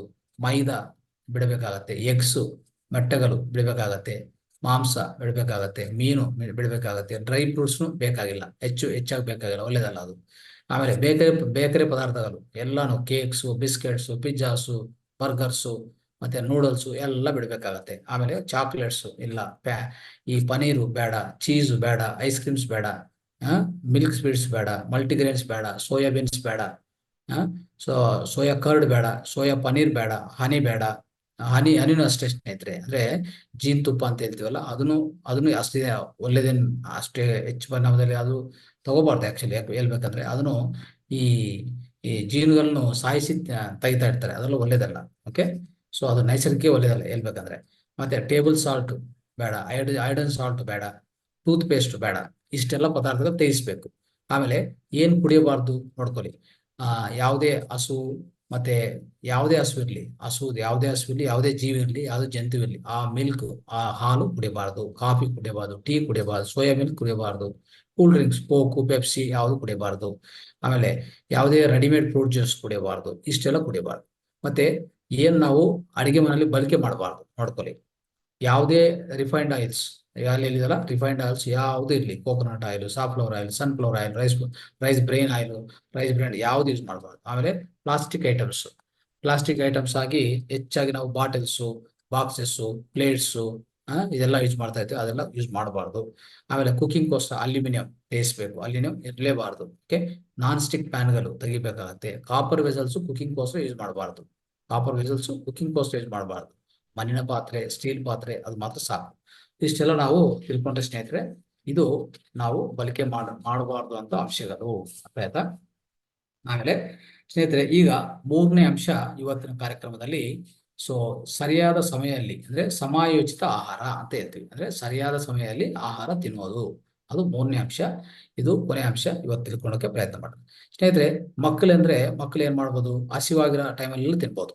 ಮಕ್ಕಳು ಯಾವಾಗ ಹಸಿವಾಗತ್ತೋ ಅವಾಗ ತಿನ್ಬೋದು. ಅವ್ರಿಗೂ ಒಳ್ಳೆ ಜೀರ್ಣಶಕ್ತಿ ಇರುತ್ತೆ, ಪಚನ ಮಾಡ್ಕೊಂತಾರೆ, ಅವ್ರಿಗೂ ಬೆಳವಣಿಗೆ ಆಗ್ತಾ ಇರ್ತದೆ, ದೇಹ ವೃದ್ಧಿ ಆಗ್ತಾ ಇರ್ತದೆ ಅಲ್ವಾ. ಆ ಟೈಮಲ್ಲಿ ಅವ್ರಿಗೆ ಹೆಚ್ಚು ಪೋಷಕಾಂಶ ಬೇಕಾಗತ್ತೆ. ಸೊ ಖಂಡಿತವಾಗಿ ಅದು ಅವ್ರಿಗೆ ಅನುಮತಿ ಇದೆ, ಅವ್ರಿಗೂ ಪರ್ಮಿಷನ್ ಇದೆ. ಆದ್ರೆ ವಯಸ್ಸಿರೋರು ಏನಂದ್ರೆ ಬೆಳಗ್ಗೆ ಒಂದ್ಸರಿ 9 ಗಂಟೆಗೆ ತಿನ್ಬೇಕು. ಯಾವುದೇ ಈಗಾಗಲೇ ಹೇಳಿದ್ನಲ್ಲ, ಪ್ರಧಾನ ಆಹಾರಗಳು ಜೊತೆಗೆ ಯಾವುದೇ ಸೈಡ್ ಡಿಶಸ್ ಇಟ್ಕೊಂಡು ಪ್ರಧಾನ ಆಹಾರ ಸೇವನೆ ಮಾಡಿದ್ರೆ, ಅದಾದ್ಮೇಲೆ ಮತ್ತೆ ಯಾವಾಗಲೂ ಅವ್ರು ಸೇವನೆ ಮಾಡ್ಬೇಕು. ಮತ್ತೆ ಸಾಯಂಕಾಲ 6 ಗಂಟೆ 7 ಗಂಟೆಗೆ ಡಿನ್ನರ್ ಸೇವನೆ ಮಾಡ್ಬೋದು ಅಷ್ಟೇ. ಈ ಮಧ್ಯದಲ್ಲಿ ಯಾವುದೇ ಹಸಿವು ಆಗುತ್ತೆ ಅಂತ ಅನಿಸಿದ್ರೆ ಅವ್ರು ಏನ್ ಮಾಡ್ಬೋದು, ಬಾಳೆಹಣ್ಣು, ಸೌತೆಕಾಯಿ, ಮತ್ತೆ ಈ ಗೋವಾ ಹಣ್ಣು, ಈ ಮಜ್ಜಿಗೆ ಕುಡಿಯೋದು, ಇದೆಲ್ಲ ಮಾಡ್ತಾ ಇರ್ಬೋದು. ಓಕೆ, ಆತರ ಮಾಡ್ಕೊಂಡ್ರೆ ಸಾಕು. ಅಷ್ಟೇ ಅವ್ರಿಗೆ ಬೇಕಾಗಿರೋದು. ಯಾವ್ರಿಗೆ, ದೊಡ್ಡವ್ರಿಗೆ ಅಂದ್ರೆ ಸ್ವಲ್ಪ ಈ ವಯಸ್ಸಿರೋರು ಈ ಮಕ್ಕಳು ಬಿಟ್ಟು ಅಂದ್ರೆ ಒಂದು 25 ವರ್ಷ ಇಟ್ಕೊಳ್ಳಿ, 25 ವರ್ಷ ಮೇಲೆ 30 ವರ್ಷ ಅಲ್ಲಿಂದನೂ ಈ ತರ ಆಹಾರ ಶೈಲಿ ನಾವು ಪಾಲನೆ ಮಾಡ್ಬೇಕು. ಯಾಕಂದ್ರೆ ನಮ್ಮ ದೇಹಕ್ಕೆ ಹೆಚ್ಚು ಪರಿಣಾಮದಲ್ಲಿ ಯಾವಾಗಲೂ ಆಹಾರ ಕೊಡಬಾರ್ದು ಸ್ನೇಹಿತರೆ. ಎಷ್ಟು ಬೇಕೋ ಅಷ್ಟೇ ಕೊಡ್ಬೇಕು. ಹೆಚ್ಚು ಕೊಡ್ತಾ ಇರೋದೇ ತೊಂದರೆ, ಅಲ್ಲಿಂದ ರೋಗಗಳು ಶುರು ಆಗೋದು. ಈಗಾಗಲೇ ಹೇಳಿದಲ್ಲ, ಒಂದು ವೇಳೆ ತಿಂದ್ರೆ ನೀವು ಯೋಗಿ ಆಗ್ತೀರಿ, ಎರಡು ಸರಿ ತಿಂದ್ರೆ ಭೋಗಿ ಆಗ್ತೀರಿ, 3 ಸರಿ ತಿಂದ್ರೆ ರೋಗಿ ಆಗ್ತೀರಿ ಅಂತ ಅಲ್ವಾ. ಅದೇ ಕಾರಣ, ಅದಕ್ಕೆ 2 ಸರಿ ತಿಂದ್ರೆ ಭೋಗಿ, ಆರಾಮಾಗಿ ಆರೋಗ್ಯವಾಗಿ ಸಂತೋಷವಾಗಿ ಇರ್ಬೋದು. ಬೆಳಗ್ಗೆ ಒಂದ್ಸರಿ 9 ಗಂಟೆ, ಸಾಯಂಕಾಲ 6 ಗಂಟೆ 7 ಗಂಟೆ. ಇದು ಒಂದು ಯಾವುದೇ ಆರೋಗ್ಯವಂತರು ಮಾಡುವಂತ ವಿಧಾನ ಇದು. ಅನಾರೋಗ್ಯ ಇದ್ರೆ ಇನ್ನೊಂದ್ ತರ ಇರ್ತದೆ. ಅದು ಮುಂದಿನ ಅಂಶದಲ್ಲಿ ನೆಕ್ಸ್ಟ್ ವಾರದಲ್ಲಿ ಬರ್ತದೆ. ಅವಾಗ ನಿಮ್ಗೆ ಅದೆಲ್ಲ ಪೂರ್ತಿ ಕೂಲಂಕುಷವಾಗಿ ಹೇಳ್ಕೊಡ್ತೀನಿ. ಅನಾರೋಗ್ಯಕ್ಕೆ ದಿನಚರ್ಯ ಅಂತ ಸ್ನೇಹಿತರೆ, ಅವಾಗ ನೋಡೋಣ. ಈಗ ನೋಡಿ, ಸಂಜೆ 6 ಗಂಟೆಯಿಂದ 7 ಗಂಟೆಗೆ ನಮ್ಮ ಈ ಊಟ ಮುಗಿಸ್ಬೇಕಾಗತ್ತೆ. ಸೊ ಇದೆಲ್ಲ ಈ ತರ ಪಾಲನೆ ಮಾಡ್ಕೊಳ್ಳಿ. ಮಧ್ಯರಾತ್ರಿಯಲ್ಲಿ ಯಾವಾಗಲೂ ತಿನ್ನಬಾರದು. ಸಮಯಕ್ಕೆ ಸರಿಯಾಗಿ ಊಟ ಮಾಡ್ಬೇಕಾಗತ್ತೆ ಯಾವಾಗ್ಲೂ. ಅದು ಉತ್ತಮ. ಅಂದ್ರೆ ಸಮಯಕ್ಕೆ ಸರಿಯಾಗಿ ಊಟ ಮಾಡೋದು ತುಂಬಾ ಉತ್ತಮ. ಯಾಕಂದ್ರೆ ಈಗಾಗಲೇ ನೋಡಿ, ಯಾವಾಗ ನಾವು ಆಹಾರ ನೋಡ್ತೀವೋ ತಕ್ಷಣ ಏನಾಗ್ತದೆ ಗೊತ್ತಾ, ಮೆದುಳಿಗೆ ಸಂಕೇತ ಹೋಗುತ್ತೆ. ಯಾವುದು ಆಹಾರ ನೋಡಿದ ತಕ್ಷಣ ಮೆದುಳಿಗೆ ಸಂಕೇತ. ಮೆದುಳು ಏನ್ ಮಾಡ್ತದೆ, ತಕ್ಷಣವೇ ಯಕೃತು ಒಂದು ಸಲಹೆ ಕೊಡುತ್ತೆ, ಒಂದು ಎಂಜೈಮ್ಸ್ ಅನ್ನೋದು ಉತ್ಪನ್ನ ಮಾಡಿ ಅಂತ. ಸೊ ಅದಕ್ಕೋಸ್ಕರ ನಮಗೆ ನೋಡಿ, ಯಾವುದೇ ಒಂದು ಆಹಾರ ನೋಡಿದ ತಕ್ಷಣ ಒಳಗಡೆ ನಮ್ಮ ಬಾಯಿ ಒಳಗಡೆ ಲಾಲಾಜಲ ಎಲ್ಲ ಉತ್ಪನ್ನ ಆಗ್ತಾ ಇರ್ತದೆ ಅಲ್ವಾ. ಅದೇ ಕಾರಣ. ಇದೆಲ್ಲಾನು ಆಟೋಮೆಟಿಕ್, ತುಂಬಾ ಒಂಥರ ಇರ್ಬೇಕಂದ್ರೆ ಆಟೋಮೆಟಿಕ್ ಆಗಿ ನಡೀತಾ ಇರ್ತಂತ ವ್ಯವಹಾರ ಇದೆಲ್ಲ. ಯಾವುದೇ ನಾವು ಒಂದು ಸಲಹೆ ಕೊಡೋದು ಇನ್ನೊಂದು ಯಾವ್ದು ಬೇಕಾಗಿಲ್ಲ ನಮ್ಮ ದೇಹಕ್ಕೆ. ಅಷ್ಟು ಹೇಳ್ಬೇಕಂದ್ರೆ ಅಷ್ಟು ಜ್ಞಾನ ಇದೆ ಈ ದೇಹಕ್ಕೆ, ಎಷ್ಟೋ ಇಂಟೆಲಿಜೆನ್ಸ್ ಇದೆ ನಮ್ಮ ದೇಹಕ್ಕೆ ಅಂತ ಅರ್ಥ ಅಲ್ವಾ. ಸೊ ಆತರ ನಾವು ಯಾವಾಗ ಸ್ನೇಹಿತರೆ ಯಾವಾಗ ಆಹಾರ ಸೇವನೆ ಮಾಡ್ತೀವೋ, ಇನ್ನು ಏನ್ ಹೇಳ್ತೀವಿ ಅಂದ್ರೆ, ಸೊ ನಮ್ಮ ತೂಕ ನಷ್ಟಕ್ಕೆ ಇದಕ್ಕೆಲ್ಲಾನು ಯಾವಾಗ ಹಸು ಆಗುತ್ತೋ ಅವತ್ತು ತಿನ್ಬೇಕು ಅಂತ ಹೇಳ್ತೀವಿ. ನಾವೇನ್ ಮಾಡ್ತೀವಿ, ನಾವು ಪಾಲನೆ ಮಾಡೋ ವಿಧಾನ ಹೆಂಗಿರ್ತದೆ ಅಂದ್ರೆ, ಸೊ ಪ್ರತಿಯೊಂದು ಒಂದೊಂದು ಟೈಮು ಅಂದ್ರೆ ಈ ಟೈಮ್ ಅಂತ ಇಟ್ಕೊಂಡಿರ್ತೀವಿ. ಆ ಟೈಮ್ ತಿಂತಾನೆ ಇರ್ತೀವಿ. ಆದ್ರೆ ಆಹಾರ ತಿಂದಿದ ಮೇಲೆ 3 ಗಂಟೆ ಗ್ಯಾಪ್ ಕೊಡ್ಬೇಕಲ್ಲ. 3 ಗಂಟೆ ಕನಿಷ್ಠ ಪಕ್ಷ 3 ಗಂಟೆ ಕೊಟ್ರೆ ನೀವು ತಿಂದಿರೋ ಆಹಾರ ಪಚನ ಆಗಿ ಮತ್ತೆ ವಿಸರ್ಜನೆ ವ್ಯವಸ್ಥೆಗೆ ಹೋಗಿ ಅಲ್ಲಿಂದ ಆಚೆ ಕಡೆ ಹೋಗತ್ತೆ. ಇಲ್ಲಾಂದ್ರೆ ಕೊನೆಯದಾಗಿ ಒಂದು ಗುದಭಾಗ ಆ ಪ್ರಾಂತದಲ್ಲಿ ಇರುವಂತ ಈ ಕೊಲನ್ ಅಂತ ಇರ್ತದೆ. ಕೊಲನ್ ಅದರಲ್ಲಿ ಸಂಗ್ರಹಿಸ್ಕೊಂಡು ಅಲ್ಲಿರ್ತದೆ ಹೋಗಿ. ಅಟ್ಲೀಸ್ಟ್ ಅಲ್ಲಿಗೆ ಸೇರೋವರೆಗಂತ ನೀವು ಇರಬೇಕು. ಈಗೇನ್ ಮಾಡ್ತೀವಿ ನಾವು, ತಿನ್ನೋದು ಮತ್ತೆ ಒಂದು 2 ಗಂಟೆ ಕಾರಣ ಇಲ್ಲ, ಮತ್ತೆ ಇನ್ನೊಂದು ತಿನ್ನೋದು. ಈಗ ಏನಾಗ್ತದೆ ಅಂದ್ರೆ, ಮುಂಚೆ ತಿಂದಿರೋದನ್ನೇ ಇನ್ನು ಜೀರ್ಣ ಆಗಿ ಪಚನ ಆಗಿ ಮತ್ತೆ ವಿಸರ್ಜನೆ ಆಗಿ ಆಚೆ ಕಡೆ ಹೋಗಿಲ್ಲ, ಅದು ಈಗಾಗಲೇ ಇದೆ. ಇದು ಮತ್ತೆ ಹೋಗ್ತದೆ, ಇದು ಮತ್ತೆ ಹೋಗಿ ಅಲ್ಲಿ ಮತ್ತೆ ಸಂಗ್ರಹಿಸ್ಕೊಂತದೆ. ಈ ತರ ಹೋಗಿ ಏನಾಗ್ತದೆ, ಎಷ್ಟು ವ್ಯರ್ಥ ಪದಾರ್ಥ ಹೆಚ್ಚು ಹೋಗ್ತಾ ಇರ್ತದೆ, ಅದು ವಿಸರ್ಜನೆ ಆಗ್ತಾ ಇಲ್ಲ. ಅವಾಗ ಅದೇನಾಗ್ತದೆ, ಕುಲ್ಲು ಹೋಗ್ತದೆ. ಅದರಿಂದ ಕೆಟ್ಟ ಬ್ಯಾಕ್ಟೀರಿಯಾ ಶುರು ಆಗ್ತದೆ. ಕೆಟ್ಟ ಬ್ಯಾಕ್ಟೀರಿಯಾ ಶುರು ಆಗೋದು, ಗ್ಯಾಸ್ ಶುರು ಆಗೋದು, ಈ ಅಸಿಡಿಟಿ ಗ್ಯಾಸ್ಟ್ರಿಕ್ ಎಲ್ಲ ಕಂಪ್ಲೇಂಟ್ ಶುರು ಆಗ್ತದೆ ಅಲ್ವಾ. ಸೊ ಈ ತರ ಆಗ್ತಾ ಇದೆ. ಅದಕ್ಕೆ ಯಾವುದೇ ಆಹಾರ ತಿಂದ್ರೆ ಒಂದು 3 ಗಂಟೆ ಗ್ಯಾಪ್ ಕೊಡಿ ಮಿನಿಮಮ್. ಅವಾಗ ಪೂರ್ತಿ ಜೀರ್ಣ ಆಗಿ ವಿಸರ್ಜನೆ ಆಗಕ್ಕೆ ರೆಡಿ ಇರ್ತದೆ. ಅದಾದ್ಮೇಲೆ ಮತ್ತೆ ಊಟ ಸೇರಿಸ್ಕೊಳ್ಳಿ, ಮತ್ತೆ ಊಟ ತಿನ್ನಿ, ತೊಂದರೆ ಇಲ್ಲ. ಸೊ ಈ ತರ ಮಾಡ್ಕೊಳ್ಳಿ. ಸೊ ಕನಿಷ್ಠ ಪಕ್ಷ 3 ಗಂಟೆಯಿಂದ 6 ಗಂಟೆ ಇಟ್ಕೋಬಹುದು, ತೊಂದರೆ ಇಲ್ಲ. ಸೊ ಈ ತರ ಪಾಲನೆ ಮಾಡ್ಕೊಂಡು ನಾವು ಈ ಜೀವನ ನಡೆಸ್ಕೊಂಡು ಹೋದ್ರೆ ಸ್ನೇಹಿತರೆ, ಈ ಜೀವನ ಶೈಲಿಯಿಂದ ಏನೇನು ಪ್ರಯೋಜನಗಳಿರ್ತದೆ, ಕಡ್ಡಾಯವಾಗಿ ಹೆಚ್ಚು ಪ್ರಯೋಜನಗಳು ಸಿಗುತ್ತೆ ಸ್ನೇಹಿತರೆ. ಸೊ ನಿಮ್ಗೆ ಹೆಚ್ಚು ಸಂತೋಷವನ್ನು ಅನುಭವಿಸ್ಬೋದು ಅಲ್ವಾ. ಸೊ ಒಳ್ಳೆ ಶಕ್ತಿ ಮಟ್ಟ ಜಾಸ್ತಿ ಆಗತ್ತೆ ನಿಮ್ಗೆ. ಸೊ ಮತ್ತೆ ನಾವು ಯಾವುದೇ ಧ್ಯಾನ ಮಾಡ್ತಾ ಇದ್ದಲ್ಲ, ಅದು ಹಲವಾದ ಧ್ಯಾನ ನಮ್ಗೆ ಸಿಗತ್ತೆ. ಯಾಕಂದ್ರೆ ಶರೀರ ಮಾಧ್ಯಮ ಕಲಧರ್ಮ ಸಾಧನ ಅಂತ ಇದೆ. ಅಲ್ಲೇ ಶರೀರ ಅನ್ನೋದು ಒಂದು ಮಾಧ್ಯಮ. ಇದನ್ನ ಯೂಸ್ ಮಾಡ್ಕೊಂಡೇ ನಾವು ಸಾಧನೆ ಮಾಡ್ಬೇಕು. ಸಾಧನೆ ಮಾಡ್ಬೇಕಾಗಿರೋದೇ ನಮ್ಮ ಶರೀರದಿಂದನೇ ಅಲ್ವಾ. ಅದಕ್ಕೋಸ್ಕರ ಶರೀರ ಕರೆಕ್ಟ್ ಆಗಿ ಸರಿಯಾದ ಆರೋಗ್ಯ ಇದ್ರೆ ಶರೀರಕ್ಕೆ ಒಳ್ಳೆ ಧ್ಯಾನ, ಆಳವಾದ ಧ್ಯಾನ ನಿಮ್ಗೆ ಸಿಗತ್ತೆ ಅಲ್ವಾ. ಆಮೇಲೆ ಈ ಮೆದುಳಿನ ಆರೋಗ್ಯ ತುಂಬಾ ಚೆನ್ನಾಗಾಗ್ತದೆ ಸ್ನೇಹಿತರೆ. ಮತ್ತೆ ಈ ಏಕಾಗ್ರತೆ, ಮೆಮೊರಿ ಪವರ್ ಇದೆಲ್ಲ ಹೆಚ್ಚಾಗ್ತದೆ. ಆಮೇಲೆ ಈ ಅರ್ಧಗರ್ಭಿತ ಸಾಮರ್ಥ್ಯಗಳನ್ನು ಸುಧಾರಿಸ್ತದೆ, ಅದ ಅರ್ಥ ಮಾಡ್ಕೊಳ್ಳಿ. ಸೊ ಆಮೇಲೆ ತೂಕನು ಕಾಪಾಡತ್ತೆ, ತೂಕನು ಕಡಿಮೆ ಮಾಡ್ತಾ ಹೋಗ್ತದೆ. ತೂಕ ಅನ್ನೋದು ನಾವು ಸರಿಯಾಗಿ ನಿರ್ವಹಣೆ ಮಾಡ್ಕೋಬಹುದು. ತೂಕ ಅದೊಂದು ಸಹಾಯ ಮಾಡುತ್ತೆ. ದೇಹದಿಂದ ಹೆಚ್ಚುವರಿ ಕೊಬ್ಬನ್ನು ತೆಗೆದಾಕ್ತದೆ. ಈ ಕೊಬ್ಬು ಅಂಶ ಇದೆಯಲ್ಲ, ಈ ಕೊಬ್ಬು ಅನ್ನೋದು ಅಂದ್ರೆ ಖಂಡಿತವಾಗಿ ಹೆಚ್ಚು ಫ್ಯಾಟ್ ಅಂಶ ಏನಿದೆ ಅದೆಲ್ಲ ತೆಗೆದಾಕ್ತದೆ ಈ ಜೀವನ ಶೈಲಿ ನಾವು ಪಾಲನೆ ಮಾಡ್ಕೊಂತ ಹೋದ್ರೆ. ಮತ್ತೆ ಚಯಾಪಚಯ ಸರಿಯಾಗಿ ಆಗ್ತಾ ಹೋಗ್ತದೆ. ಚರ್ಮದ ಹೊಳಪು ಅನ್ನೋದು ಚೆನ್ನಾಗಾಗ್ತದೆ. ಇದೊಂದು ಒಳ್ಳೆ ಪ್ರಯೋಜನ. ಮತ್ತೆ ಇನ್ನು ಪ್ರತಿರಕ್ಷಣಾ ವ್ಯವಸ್ಥೆ ಅಂದ್ರೆ ಈ ರೋಗ ನಿರೋಧಕ ಶಕ್ತಿ ಇದೆಲ್ಲ ಅದು ಹೆಚ್ಚು ಮಾಡ್ತಾ ಹೋಗ್ತದೆ. ಇಷ್ಟೆಲ್ಲ ನಮ್ಗೆ ಈ ಜೀವನ ಶೈಲಿಯಿಂದ, ಈ ಸಮಗ್ರ ಜೀವನ ಶೈಲಿಯಿಂದ ಇಷ್ಟು ಪ್ರಯೋಜನ ಇದೆ ಸ್ನೇಹಿತರೆ. ಓಕೆ, ಸೊ ಇದು ಅರ್ಥ ಮಾಡ್ಕೊಂಡು ಸೊ ತಾವೆಲ್ಲರೂ ಪಾಲನೆ ಮಾಡ್ತೀರಂತ. ಸೊ ಮುಂದಿನ ವಾರದಲ್ಲಿ ಇನ್ನು ಹೆಚ್ಚು ಅಂಶಗಳು ನಾವು ತಿಳ್ಕೊಳಕ್ಕೆ ಪ್ರಯತ್ನ ಮಾಡೋಣ. ಸೊ ಥ್ಯಾಂಕ್ ಯು ಸ್ನೇಹಿತರೆ. ಎಲ್ಲರಿಗೂ ಧನ್ಯವಾದಗಳು. ನಮಸ್ಕಾರ.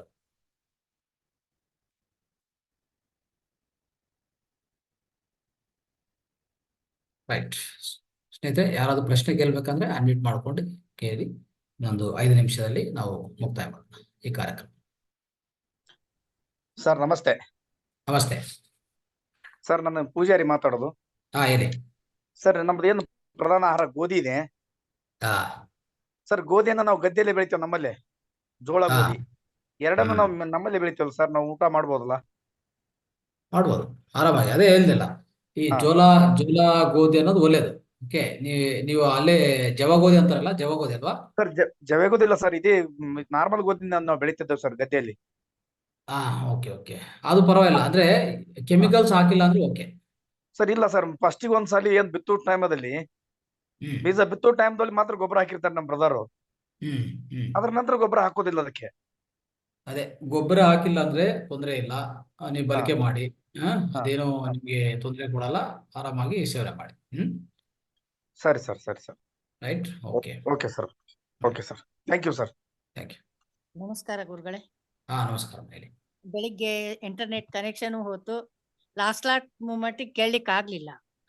Okay. ಸ್ವಾಮೀಜಿಯವ್ರು ಏನ್ ಹೇಳಿದ್ರೆ ಅದನ್ನೆಲ್ಲ ಕೇಳಲಿಕ್ಕೆ ಆತು. ಆನಂತರ ತಾವ್ ಹೇಳಿದ್ದು ಮತ್ ನಾಗರಾಜ್ ಸರ್ ಹೇಳಿದ್ದು ಏನೋ ಗೊತ್ತಾಗ್ಲಿಲ್ಲ. ಓಕೆ. ಸಾಯಂಕಾಲ ಆದ್ರೂ ಏನಾತಂದ್ರೆ ಒಂದು ಬೆಂಗಳೂರ್ಲಿಂದ ಕೇಸ್ ಬಂದಿತ್ತು. ಹ್ಮ್ ಬ್ಲಾಡರ್ ಆಪರೇಷನ್ ಇದೆ ಅಂತ ನಾಳೆಗೆ ಅವರಿಗೆ. ಹ್ಮ್ ಅದಕ್ಕೆ ಗಂಜಿ, ಬಿಸಿ ನೀರು, ಹ್ಮ್ ಬೆಡ್ಶೀಟ್ ಇಂಥವೆಲ್ಲ ಕೊಡೋಂತ ಸಂದರ್ಭ ಬಂತು. ಸ್ವಲ್ಪ ಧ್ಯಾನ ಮಾಡ್ಲಿಕ್ಕೆ ನನ್ಗೆ ಆಗ್ಲಿಲ್ಲ. ಆ ನಂತರ ಧ್ಯಾನ ಮುಗಿದ್ಮೇಲೆ ಕೂತ್ಕೊಂಡು ಅವರಿಗೆಲ್ಲ ಕಳಿಸ್ಕೊಟ್ಟಿಂದ ಧ್ಯಾನ ರಾತ್ರಿ ಮಾಡ್ತೀನಿ. ಆಮೇಲೆ ಇವತ್ತು ಎಂತೆಲ್ಲ ಎಲ್ಲ ಚೆನ್ನಾಗಿದೆ ಗುರುಗಳೇ. ಏನು ಸಿರಿಧಾನ್ಯಗಳ ಬಗ್ಗೆ ಹೇಳಿದ್ರಲ್ಲ, ಅದನ್ನ ಎಲ್ಲಾನು ರಾಗಿ ಇದೆ, ಜೋಳದ ನುಚ್ಚು, ಆನಂತರ ಈ ಸಜ್ಜೆ ರೊಟ್ಟಿ ಇದೆಲ್ಲಾನು ನಾ ಮಾಡ್ಕೋತೀನಿ. ಆಮೇಲೆ ತರಕಾರಿ, ಆಮೇಲೆ ಸೊಪ್ಪು, ಮೊಳಕೆ ಬಂದಂತ ಕಾಳುಗಳು ಉಪಯೋಗ ಮಾಡ್ತೀನಿ. ಆಮೇಲೆ ಸರ್ ಇನ್ನೊಂದು ನನ್ಗೆ ಡೌಟ್ ಬಂತು, ಶೇಂಗಾ ಅಂದ್ರೆ ಯಾವ್ದು? ಯಾವುದು? ಶೇಂಗಾ ಶೇಂಗಾ ಅಂದ್ರೆ ಇದು ಈ ಕಡ್ಲೆಕಾಯಿ ಇರ್ಬೋದು ಮೋಸ್ಟ್ಲಿ ಅದು. ಅದ ಶೇಂಗಾ ಆ ಕಡೆ ಬೆಂಗಳೂರು ಸೈಡ್ ಎಲ್ಲ ಶೇಂಗಾ ಕಡ್ಲೆ ಅಂತಾರೆ. ಕಡಲೆ ಬೀಜ. ಕಡ್ಲೆ ಬೀಜ ಹೌದು, ಮೈಸೂರು, ಬೆಂಗಳೂರು ಆ ಕಡೆ ಎಲ್ಲ ಕಡ್ಲೆ ಬೀಜ ಅಂತ ಹೇಳ್ತಾರೆ. ಹೌದು. ಚೆನ್ನಾಗಾತ್ ಸರ್ ಇವತ್ತಿನ ಕಾರ್ಯಕ್ರಮ, ಬೆಳಗಿನ ಕಾರ್ಯಕ್ರಮ, ನಿನ್ನ ರಾತ್ರಿ ಕಾರ್ಯಕ್ರಮ, ಬೆಳಗಿನ ಕಾರ್ಯಕ್ರಮ, ಬೆಳಗಿನಕ್ಕಿಂತ ರಾತ್ರಿ ಕಾರ್ಯಕ್ರಮ ತುಂಬಾ ಅದ್ಭುತವಾಗಿತ್ತು ಸರ್. ಎಲ್ಲಾ ಕಡೆ 4 ಭಾಷೆಯ ಜನರೆಲ್ಲ ಬಂದಿದ್ರಲ್ಲ, ಹೀಗಾಗಿ ಎಲ್ಲರ ಸಮ್ಮಿಲನ ಕೂಡ ಆಯ್ತು, ಮತ್ತ ಒಬ್ರಿಗೊಬ್ರು ಪರಸ್ಪರ ಮಾತಾಡಿಕೊಳ್ಳುವಂತ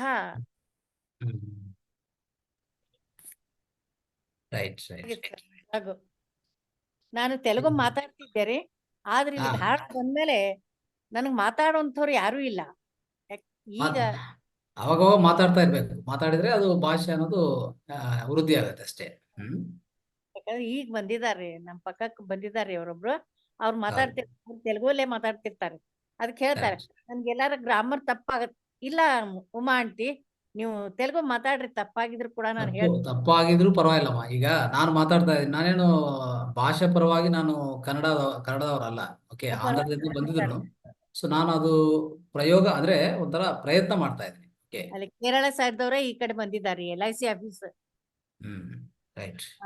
ಅವರು ನನ್ ಜೊತೆ ಕನ್ನಡ ಮತ್ ಬೇರೆ ಭಾಷೆ ಮಾತಾಡಂಗಿಲ್ರಿ. ಮಾತಾಡ್ಲಿಕ್ ಬರ್ಲಿಲ್ಲ ಅಂದ್ರ ಹಿಂದಿ ಸ್ವಲ್ಪ ಉಪಯೋಗ ಮಾಡ್ತಾರ. ಹಾಗಾಗಿ ಮತ್ತೆ ಈಗ ಸ್ವಲ್ಪ ತೆಲುಗು ಸ್ಟಾರ್ಟ್ ಅವ್ರ ಜೊತೆಗೆ. ಪ್ರತಿಯೊಂದು ಭಾಷೆ ನಾವು ಕಲಿಬೇಕು, ಪ್ರತಿಯೊಂದು ಭಾಷೆ ನಾವು ಮಾತಾಡ್ಬೇಕು ಅಷ್ಟೇ. ಆಮೇಲೆ ನಾವು ಆರ್ಟ್ಸ್ ಅಲ್ರಿ, ಮ್ಯಾಥ್ಸ್ ಒಂದ್ ಬಿಟ್ಟು ಎಲ್ಲಾ ಸಬ್ಜೆಕ್ಟ್ ನಮ್ಗೆ ಹೇಳ್ಬೇಕಾಗ್ತಿತ್ತು. ಹೀಗಾಗಿ ಸ್ವಲ್ಪ ಎಲ್ಲಾ ಟಚ್ ಇದೆ. ಹೌದು. ಥ್ಯಾಂಕ್ಸ್ ಗುರುಗಳೇ, ಇವತ್ತಿನ ಎಲ್ಲಾ ಕಾರ್ಯಕ್ರಮ ತುಂಬಾ ಆಯ್ತು. ಆಮೇಲೆ ಇವತ್ತು ಬೆಳಗಿನ PDF ಇಲ್ಲೇನ್ರಿ? ಇವತ್ತು ಬೆಳಗಿರುವಂತಹ ಕಾರ್ಯಕ್ರಮದ PDF ತಾವು ಕಳ್ಸಿದಂಗ್ ಕಾಣಲ್ಲ. ಇಲ್ಲ, ಅದು PDF ಬರಲ್ಲ. ಇವತ್ತಿನ ಕಾರ್ಯಕ್ರಮ PDF ಯಾವ್ದಿರಲ್ಲ, ಓನ್ಲಿ ವಿಡಿಯೋಸ್ಗಳು ಮಾತ್ರ ಬರ್ತದೆ ಅಷ್ಟೇ. ವಿಡಿಯೋಸ್ ಎಲ್ಲ ಬಂದಿದೆ, ವಿಡಿಯೋಸ್ ಬಂದಿದೆ, ನೋಡ್ಕೊಳ್ಳಿ. ಆಮೇಲೆ ಈ ಹುಣ್ಣಿಮೆ ಇದು ಶಿವರಾತ್ರಿ ಧ್ಯಾನದು ವಿಡಿಯೋ ಈಗ ಪೋಸ್ಟ್ ಆಗತ್ತೆ. ಅದು ಶಿವರಾತ್ರಿ ಇದೆ ಬಂದಿಲ್ರಿ. ಎಲ್ಲ ಕಾರ್ಯಕ್ರಮ ಮಾತ್ರ ಎಲ್ಲ ಚೆನ್ನಾಗಾತ. ಆಮೇಲೆ ಇವರು ವರ್ಷ ಅವ್ರ ಬುಕ್ಸ್ ಕಳ್ಸಿದಾರೆ ಗುರುಗಳೇ. ಥ್ಯಾಂಕ್ಸ್. ನಮಸ್ಕಾರ. ಸ್ನೇಹಿತರೆ, ಸೊ ಇನ್ನು ಯಾರಾದ್ರೂ ಮಾತಾಡ್ಬೇಕಂದ್ರೆ ದಯವಿಟ್ಟು ಅನ್ಮ್ಯೂಟ್ ಮಾಡ್ಕೊಂಡು ಮಾತಾಡಿ. ಪ್ರತಿಭಾ ಅವರು ಮಾತಾಡಿ. ಪ್ರತಿಭಾ ಅವರೇ,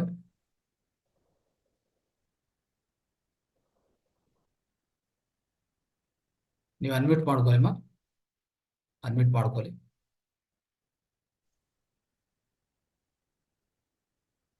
ಅನ್ಮ್ಯೂಟ್ ಆಗಿಲ್ಲ ನೋಡಿ.